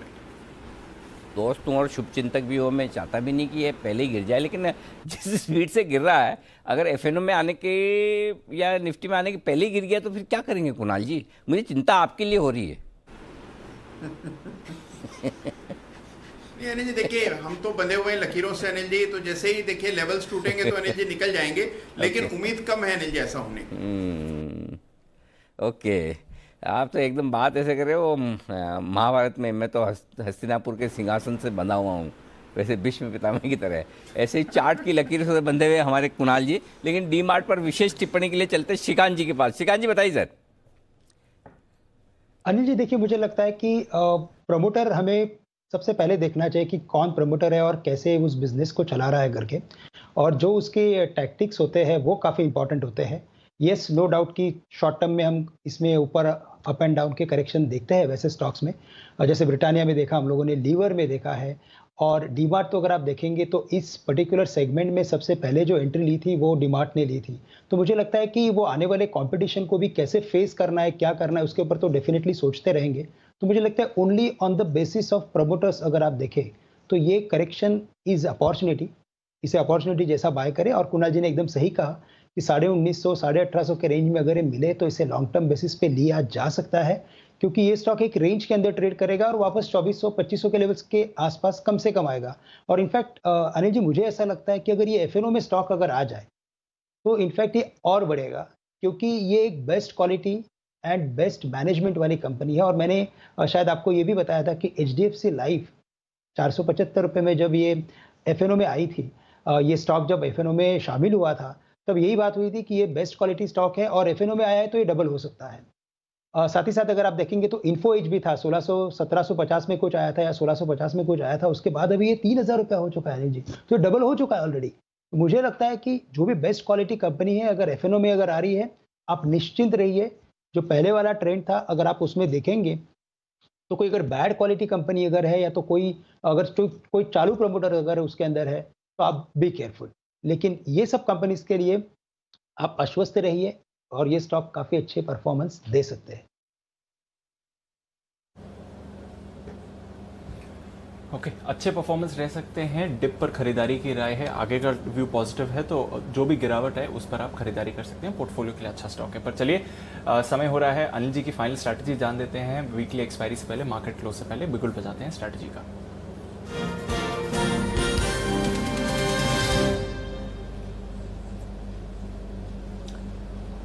अनिल जी, वैसा ही हाल है ग्लोबल बाजारों को, जैसे हमने लास्ट अपडेट में आपको बताया था, तो इस समय 200 पॉइंट नीचे डाउ फ्यूचर्स है, नैस्डैक फ्यूचर्स की बिकवाली और बढ़ गई है, 1.5% से ज्यादा की गिरावट आपको दिख रही है, 165 पॉइंट नीचे नैस्डैक फ्यूचर्स हैं और यूरोप के बाजार भी इस समय कमजोरी में है, लगभग 1% की ही गिरावट है, तो ग्लोबल क्यूज नेगेटिव ही है सर।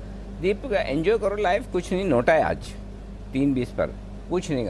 अगर आपकी तेजी की पोजीशन है प्रॉफिट बुक करिए, एंजॉय कीजिए, कल की कल देखेंगे सुबह। कोई ऐसा नहीं है कि 150-200 पॉइंट ऊपर नीचे खुल जाने वाला है, तो कहीं नहीं, यहीं का यहीं रहने वाला है मार्केट। आज जो कुछ हमारी तेजी बन रही है वो सिर्फ और सिर्फ इस वजह से बन रही है कि एक्सपायरी है, लोग शॉर्ट हो गए थे। पुटकॉल रेशियो 1.15 पर हम 2 दिन से बोल रहे हैं कि पुटकॉल रेशियो नीचे की तरफ है, इतना होना नहीं चाहिए, तो उस वजह से शॉर्ट कवरिंग आई है। शॉर्ट कवरिंग का फ़ायदा उठाओ। तेजी की पोजीशन में अगर आपकी प्राइस आ गई 21,750 की आपने निफ्टी ली हुई है, 21,650 की आपकी बैंक निफ्टी फंसी हुई है, तो प्रॉफिट बुक कर लो, शांति से बैठो, कल फिर देखेंगे। शॉर्ट करने के लिए, लॉन्ग करने के लिए, फ्रेश ट्रेड करने के लिए कल का इंतज़ार कीजिए 9:15 का। जी दीप।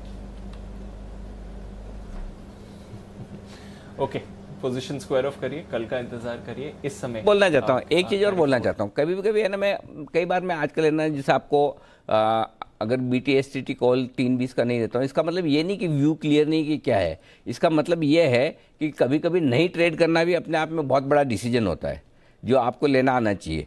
अगर आपके लिए नेक्स्ट डे ओपनिंग पर रिस्क रिवॉर्ड रेशियो फेवरेबल नज़र ना आता हो तो रात भर वो आप मतलब लेके जाएंगे पोजीशन, सर पर 5 किलो का बोझ रख के रात को डाउ को सुलाएंगे, फिर सुबह SGX निफ्टी को उठाएंगे, उसके बीच के समय में भी आप चैन से सो नहीं पाएंगे।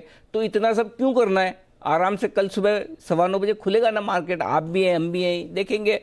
ट्रेड करने से ट्रेड नहीं करना आना ज़्यादा ज़रूरी है। जी दीप। तो बेस्ट कॉल इस समय यही है कि कोई कॉल नहीं ले मार्केट में, ये है अनिल जी की सलाह आपके लिए।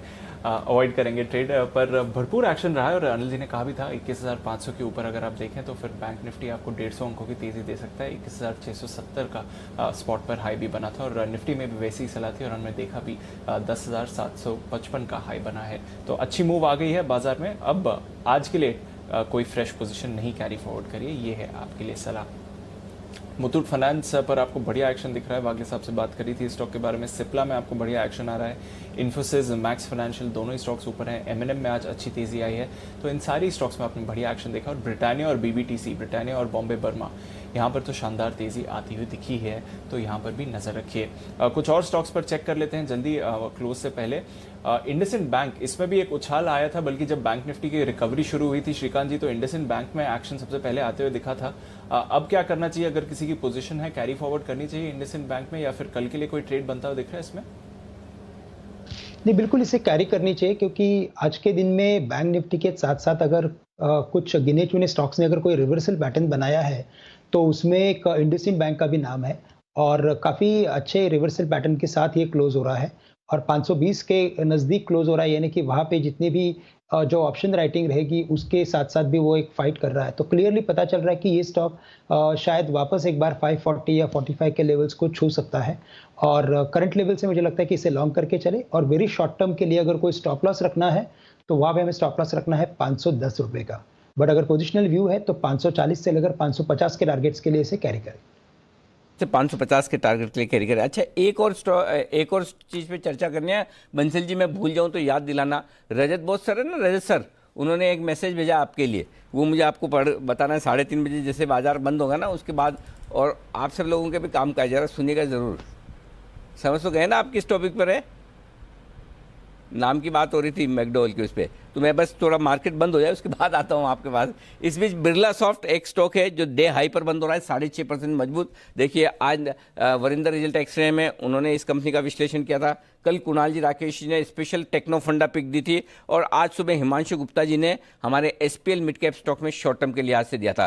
तो कुणाल जी आपको बताना है 112 रुपये में बेचना तो नहीं ना, अभी रखे ना इसको?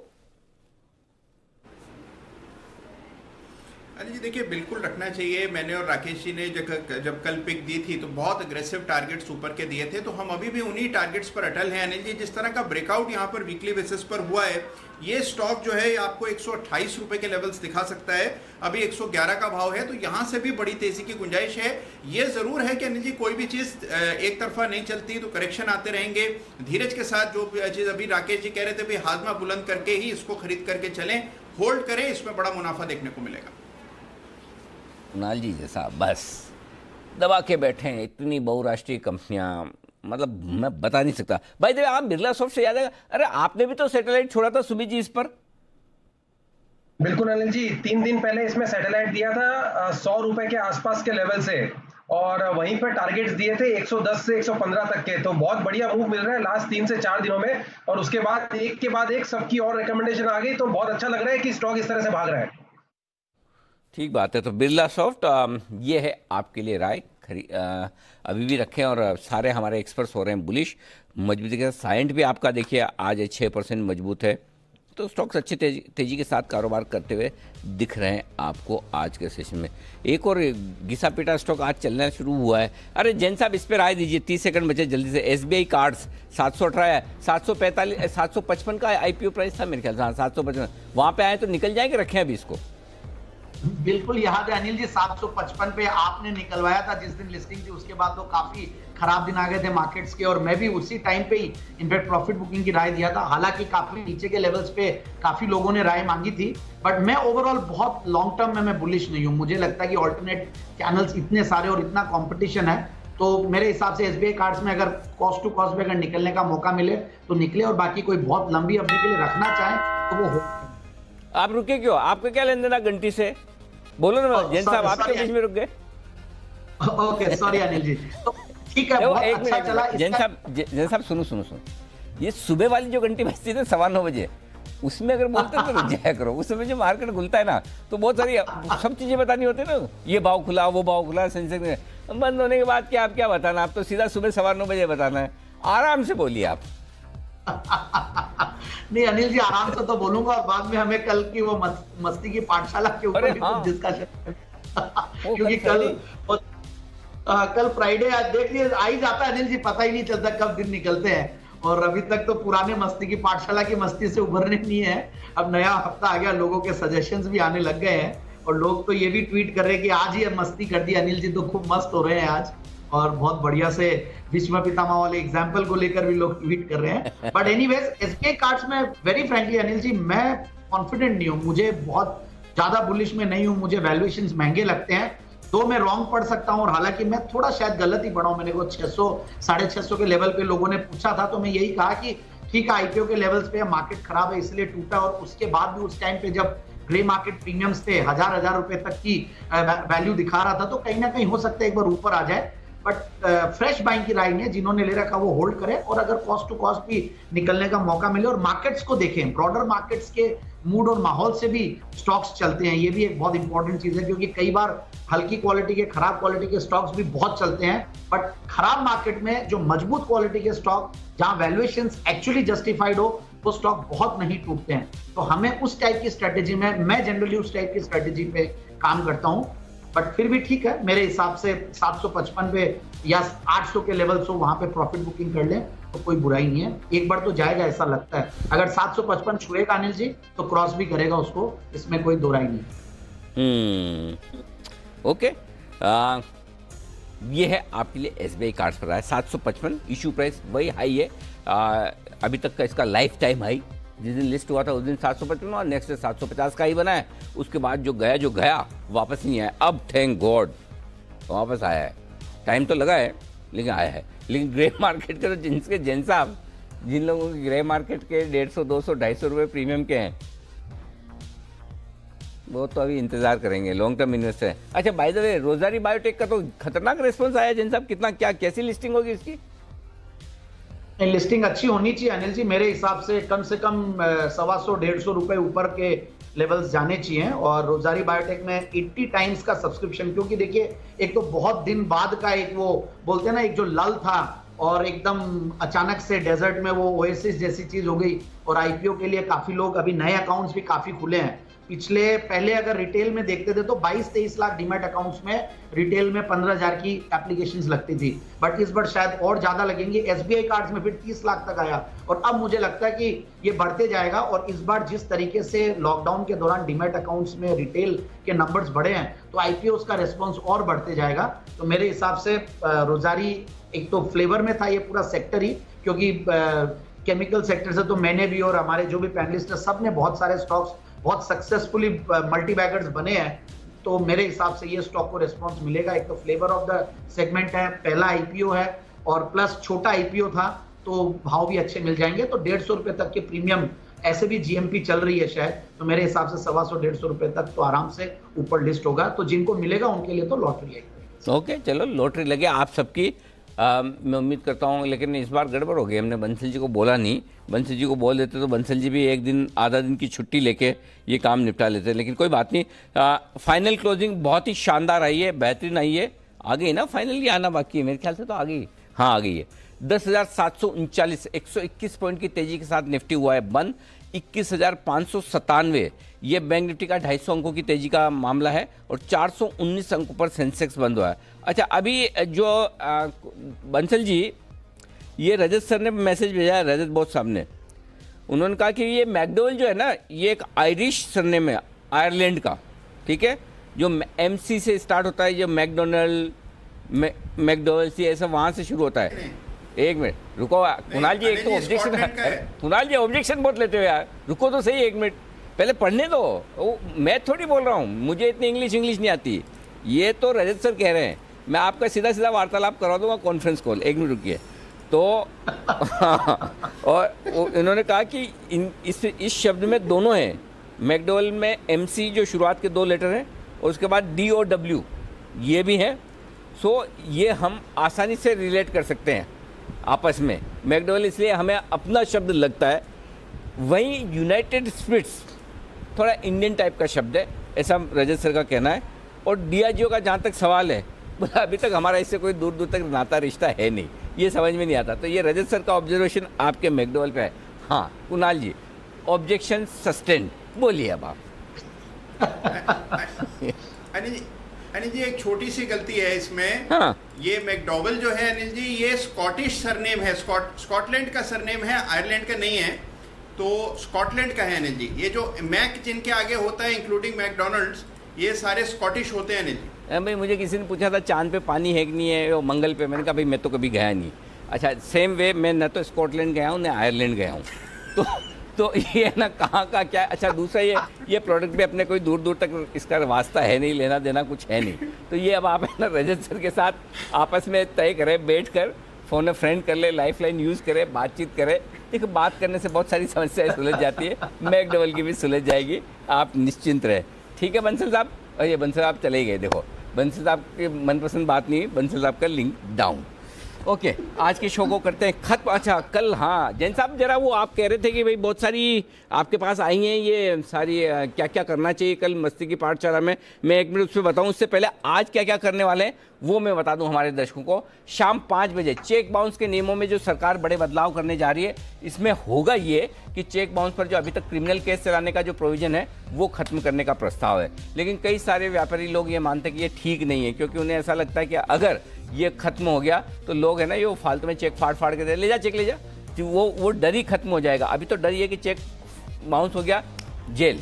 तो आज शाम 5 बजे, आज के हम हर रोज, आज तीसरा दिन है, इस मुद्दे पर हम आवाज़ उठा रहे हैं, हम अलग अलग पहलुओं को हाईलाइट कर रहे हैं अलग अलग तरह के लोगों से बात कर रहे हैं और उनसे पूछ रहे हैं कि भाई आप लोगों का क्या व्यू है और इस प्रस्ताव को लेकर आप क्या अपनी बात किस तरह से सरकार तक पहुंचाना चाहते हैं। आप भी अपने सुझाव हमें दे सकते हैं सोशल मीडिया के जरिए। हैशटैग का इस्तेमाल करें, चेक बाउंस का चक्कर, चेक बाउंस का चक्कर, ये हैशटैग है। और शाम का 5 बजे वाला शो जरूर देख लीजिएगा। शो का नाम भी ये रखा था कि आपके ना टेंशन ना रहे, सेम चेक बाउंस का चक्कर, शाम 5 बजे मिस मत कीजिएगा।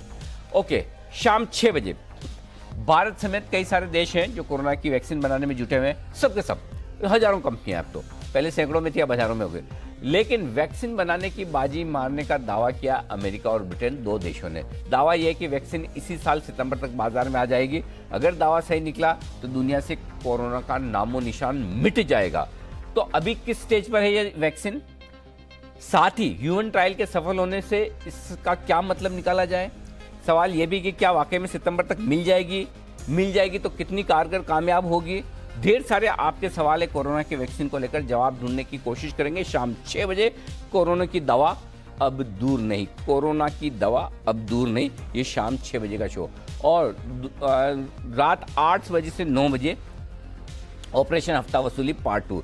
सुबह 11 बजे अगर आपने देखा बहुत अच्छी बात है, नहीं देखा मिस कर दिया तो रात को 8 बजे जरूर देखिएगा। और उसकी झलक अभी हम आपको एक बार दिखा देते हैं, फिर पूरा शो रात को 8 बजे।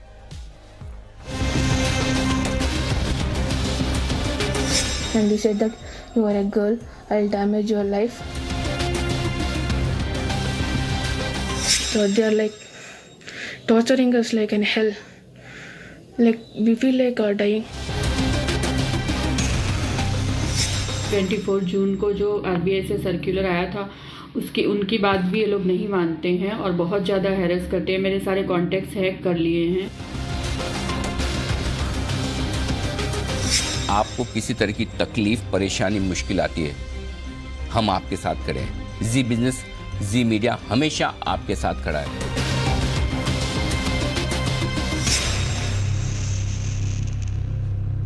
ओके, तो ये है आज का शाम का स्पेशल शो जो मिस मत करेगा। और इस बीच रजत सर ने बोला, कुणाल जी सही कह रहे हैं, ये स्कॉटलैंड वाला ही मामला निकला।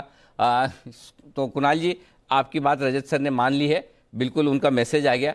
इससे एक बात तो प्रूव होती है, देखिए बाजार के सब बड़े बड़े लोग देख तो जी बिजनेस ही रहे हैं। हमारे मैकडोवेल की चर्चा रजत सर ने सुन ली, रजत सर ने मैसेज भेज दिया, मैसेज भेजने के बाद बाजार बंद होने के बाद हमने जो डिस्कशन किया वो भी रजत सर ने सुन लिया, उस पर भी मैसेज भेज दिया। अच्छा, बीच में आप गायब हो गए थे बंसल जी, जानबूझकर या वाकई में लिंक डाउन हो गया था? नहीं अनिल जी, वाकई में अनिल जी लिंक डाउन हो गया था, मैं तो अनअवेयर था। बट अनिल जी मुझे तो मैसेज इसके भी आ गए हैं कि वो मैकडोवेल्स का ऐड नहीं था, बैग पेपर का ऐड था। बट अनिल जी मैं ये चीज कहना चाह रहा हूँ, जो आप शाम का 6 बजे का शो करते हो अनिल जी, ये पता नहीं बाई चांस है कि क्या है जो आप कर रहे होते हो अनिल जी, उसी के बारे में मैं सोच रहा होता हूँ। कल शाम को भी कुणाल जी से मैंने आधा घंटा वार्तालाप करी। अनिल जी मैं अपने फार्मा मित्र जो कि एक मल्टीनेशनल कंपनी में फ्रांस के अंदर है उनसे बातचीत कर रहा था। अच्छा। एंड ही वाज सेइंग कि वैक्सीन नहीं आएगा सितंबर अक्टूबर तक। तो काफी चिंतित था मैं, कुणाल जी का भी काफी मैंने दिमाग मगज खाया। और आज अनिल जी आप इसी पे शो लेके आ रहे हैं, तो मुझे तो ऐसा लग रहा है अनिल जी पिछले 4-5 दिनों से जितने भी आप शो कर रहे हैं शाम के, वो मुझको मद्देनजर रखते हुए कर रहे हैं। और आपको पता नहीं कैसे पता चल रहा है कि मैं क्या सोच रहा हूँ। या आपका... तो अनिल जी शाम का शो काफी इंटरेस्टिंग है, आप कुणाल जी से पूछिए। जी जी जी बोलिए सर प्लीज। जी अनिल जी। ना आप बोलिए, पूरी बात पूरी कीजिए जी। अनिल जी वाकई में मैं काफी चिंतित था कि अगर सितंबर अक्टूबर तक वैक्सीन नहीं आया तो काफी लोगों का पेशेंस जो है वो खत्म हो जाएगा और काफी लोग बड़ी तादाद में पेशेंस खत्म होने पर जब बाहर निकलेंगे तो कितनी तबाही मचेगी। तो इस चीज की चिंता मुझे थी। और फिर दूसरा यह था कि अगर सितंबर अक्टूबर तक वैक्सीन नहीं आएगा तो काफी इकोनॉमी को भी डेंट लगेगा। और इसी को अनिल जी आप देखिए आज आप इसी पे शो कर रहे हैं, तो मैं तो ये शो देखूंगा ही कि इसमें क्या निकलता है और क्या इनपुट है वैक्सीन को लेके। बट मैं ये कहना चाह रहा हूँ अनिल जी, पिछले 4-5 दिनों से यही हो रहा है, जो मैं चिंता कर रहा होता हूँ उसी को लेके आपका शो आता है। नहीं बंसल जी, उसमें तो है ना, देखिए हमारी इवनिंग टीम है ना, जो हमारे अमरिंदर सिंह जी हैं, उनके नेतृत्व में बड़ी तगड़ी है, बहुत बढ़िया काम। अरे सबसे बढ़िया बात, बढ़िया काम से मेरा मतलब है क्वालिटी काम कर रही है। मतलब कोई ये शाम को चीखना चिल्लाना झगड़ा करना, पॉलिटिकल डिबेट, तू मैं, इसको गाली उसको गाली, विकास दुबे को क्या हो गया, कौन किधर पकड़ा गया, क्या मर गया, किसने एनकाउंटर, ये सब फालतू चीज़ें होती नहीं हमारे पास में। हमारे होता है मनी गुरु, हमारे होता है म्यूचुअल फंड हेल्पलाइन, हमारे होता है ये कोरोना का डिस्कशन, आपकी खबर आपका फ़ायदा, हमारे होता है खबर चालीसा, हमारे होता है बुलेट न्यूज़। मतलब ये अच्छी चीज़ दिखाओ ना दर्शकों को जो किसी काम आए। जैसे आप अगर ये शो देखेंगे, अब खाली मनोरंजन करना है तो फिर सलमान खान की पिक्चर ही देख लो ना, वो क्या बुरी फिर। तो काम की चीज़, बिजनेस चैनल को हम बिजनेस चैनल की तरह चलाना चाहते हैं, वैसे ही कर रहे हैं। तो अभी तक तो ठीक है, थोड़ी बहुत शाम को टीआरपी कम ज़्यादा होती, क्या फ़र्क पड़ता है, क्या अच्छी चीज़ है। देखो क्वालिटी अफोर्ड करना हर किसी के बस की बात थोड़ी है। जैन साहब की इतनी बढ़िया एडवाइस आती है, हर कोई थोड़ी ले सकता है, जो ले सकता है वही ले सकता है। क्यों जैन साहब? Thank you so much Anil ji, आपने इतना अप्रिशिएट किया, रियली लाइक मुझे, मतलब मैं एक्चुअली ब्लश कर रहा हूँ एक्चुअली आपकी इस रिकमेंडेशन। बिल्कुल, और हम कदर समझते हैं। देखिए हीरे की कदर जोहरी जानता है। हमारे दर्शक हमारे लिए हीरा है, हमारे एक्सपर्ट्स हमारे लिए हीरे हैं, और उनकी कदर हम जानते हैं, और इसलिए उनको ये इतना बढ़िया प्लेटफॉर्म मिलता है। एक से एक हमारे देखो कोहिनूर हैं स्क्रीन पर, सबके चमकते हुए चेहरे। आइए, ये चमकते हुए चेहरे कल और खिलेंगे सुबह से, और ख़ास तौर से 3:30 बजे के बाद, जब कल फिर से मस्ती की पाठशाला का एक और डोज होगा आप सबके लिए। सब तैयारी करके आइए। अभी से सुमित जी शेयर मारने शुरू कर दिए होंगे आपने तो? नहीं अनिल जी, पिछली बार की तरह बस खाली वो फोन लाइन नहीं कटे, नहीं तो शेर का बच्चा निकल आएगा। चलिए बढ़िया है, एंजॉय कीजिए, हैव फन। आप इवनिंग अच्छे से बिताइए परिवार के साथ में। विदा लेने का वक्त है। हाँ जैन साहब, एक मिनट, सॉरी, आप कुछ कहना चाहते थे? जी जैन साहब।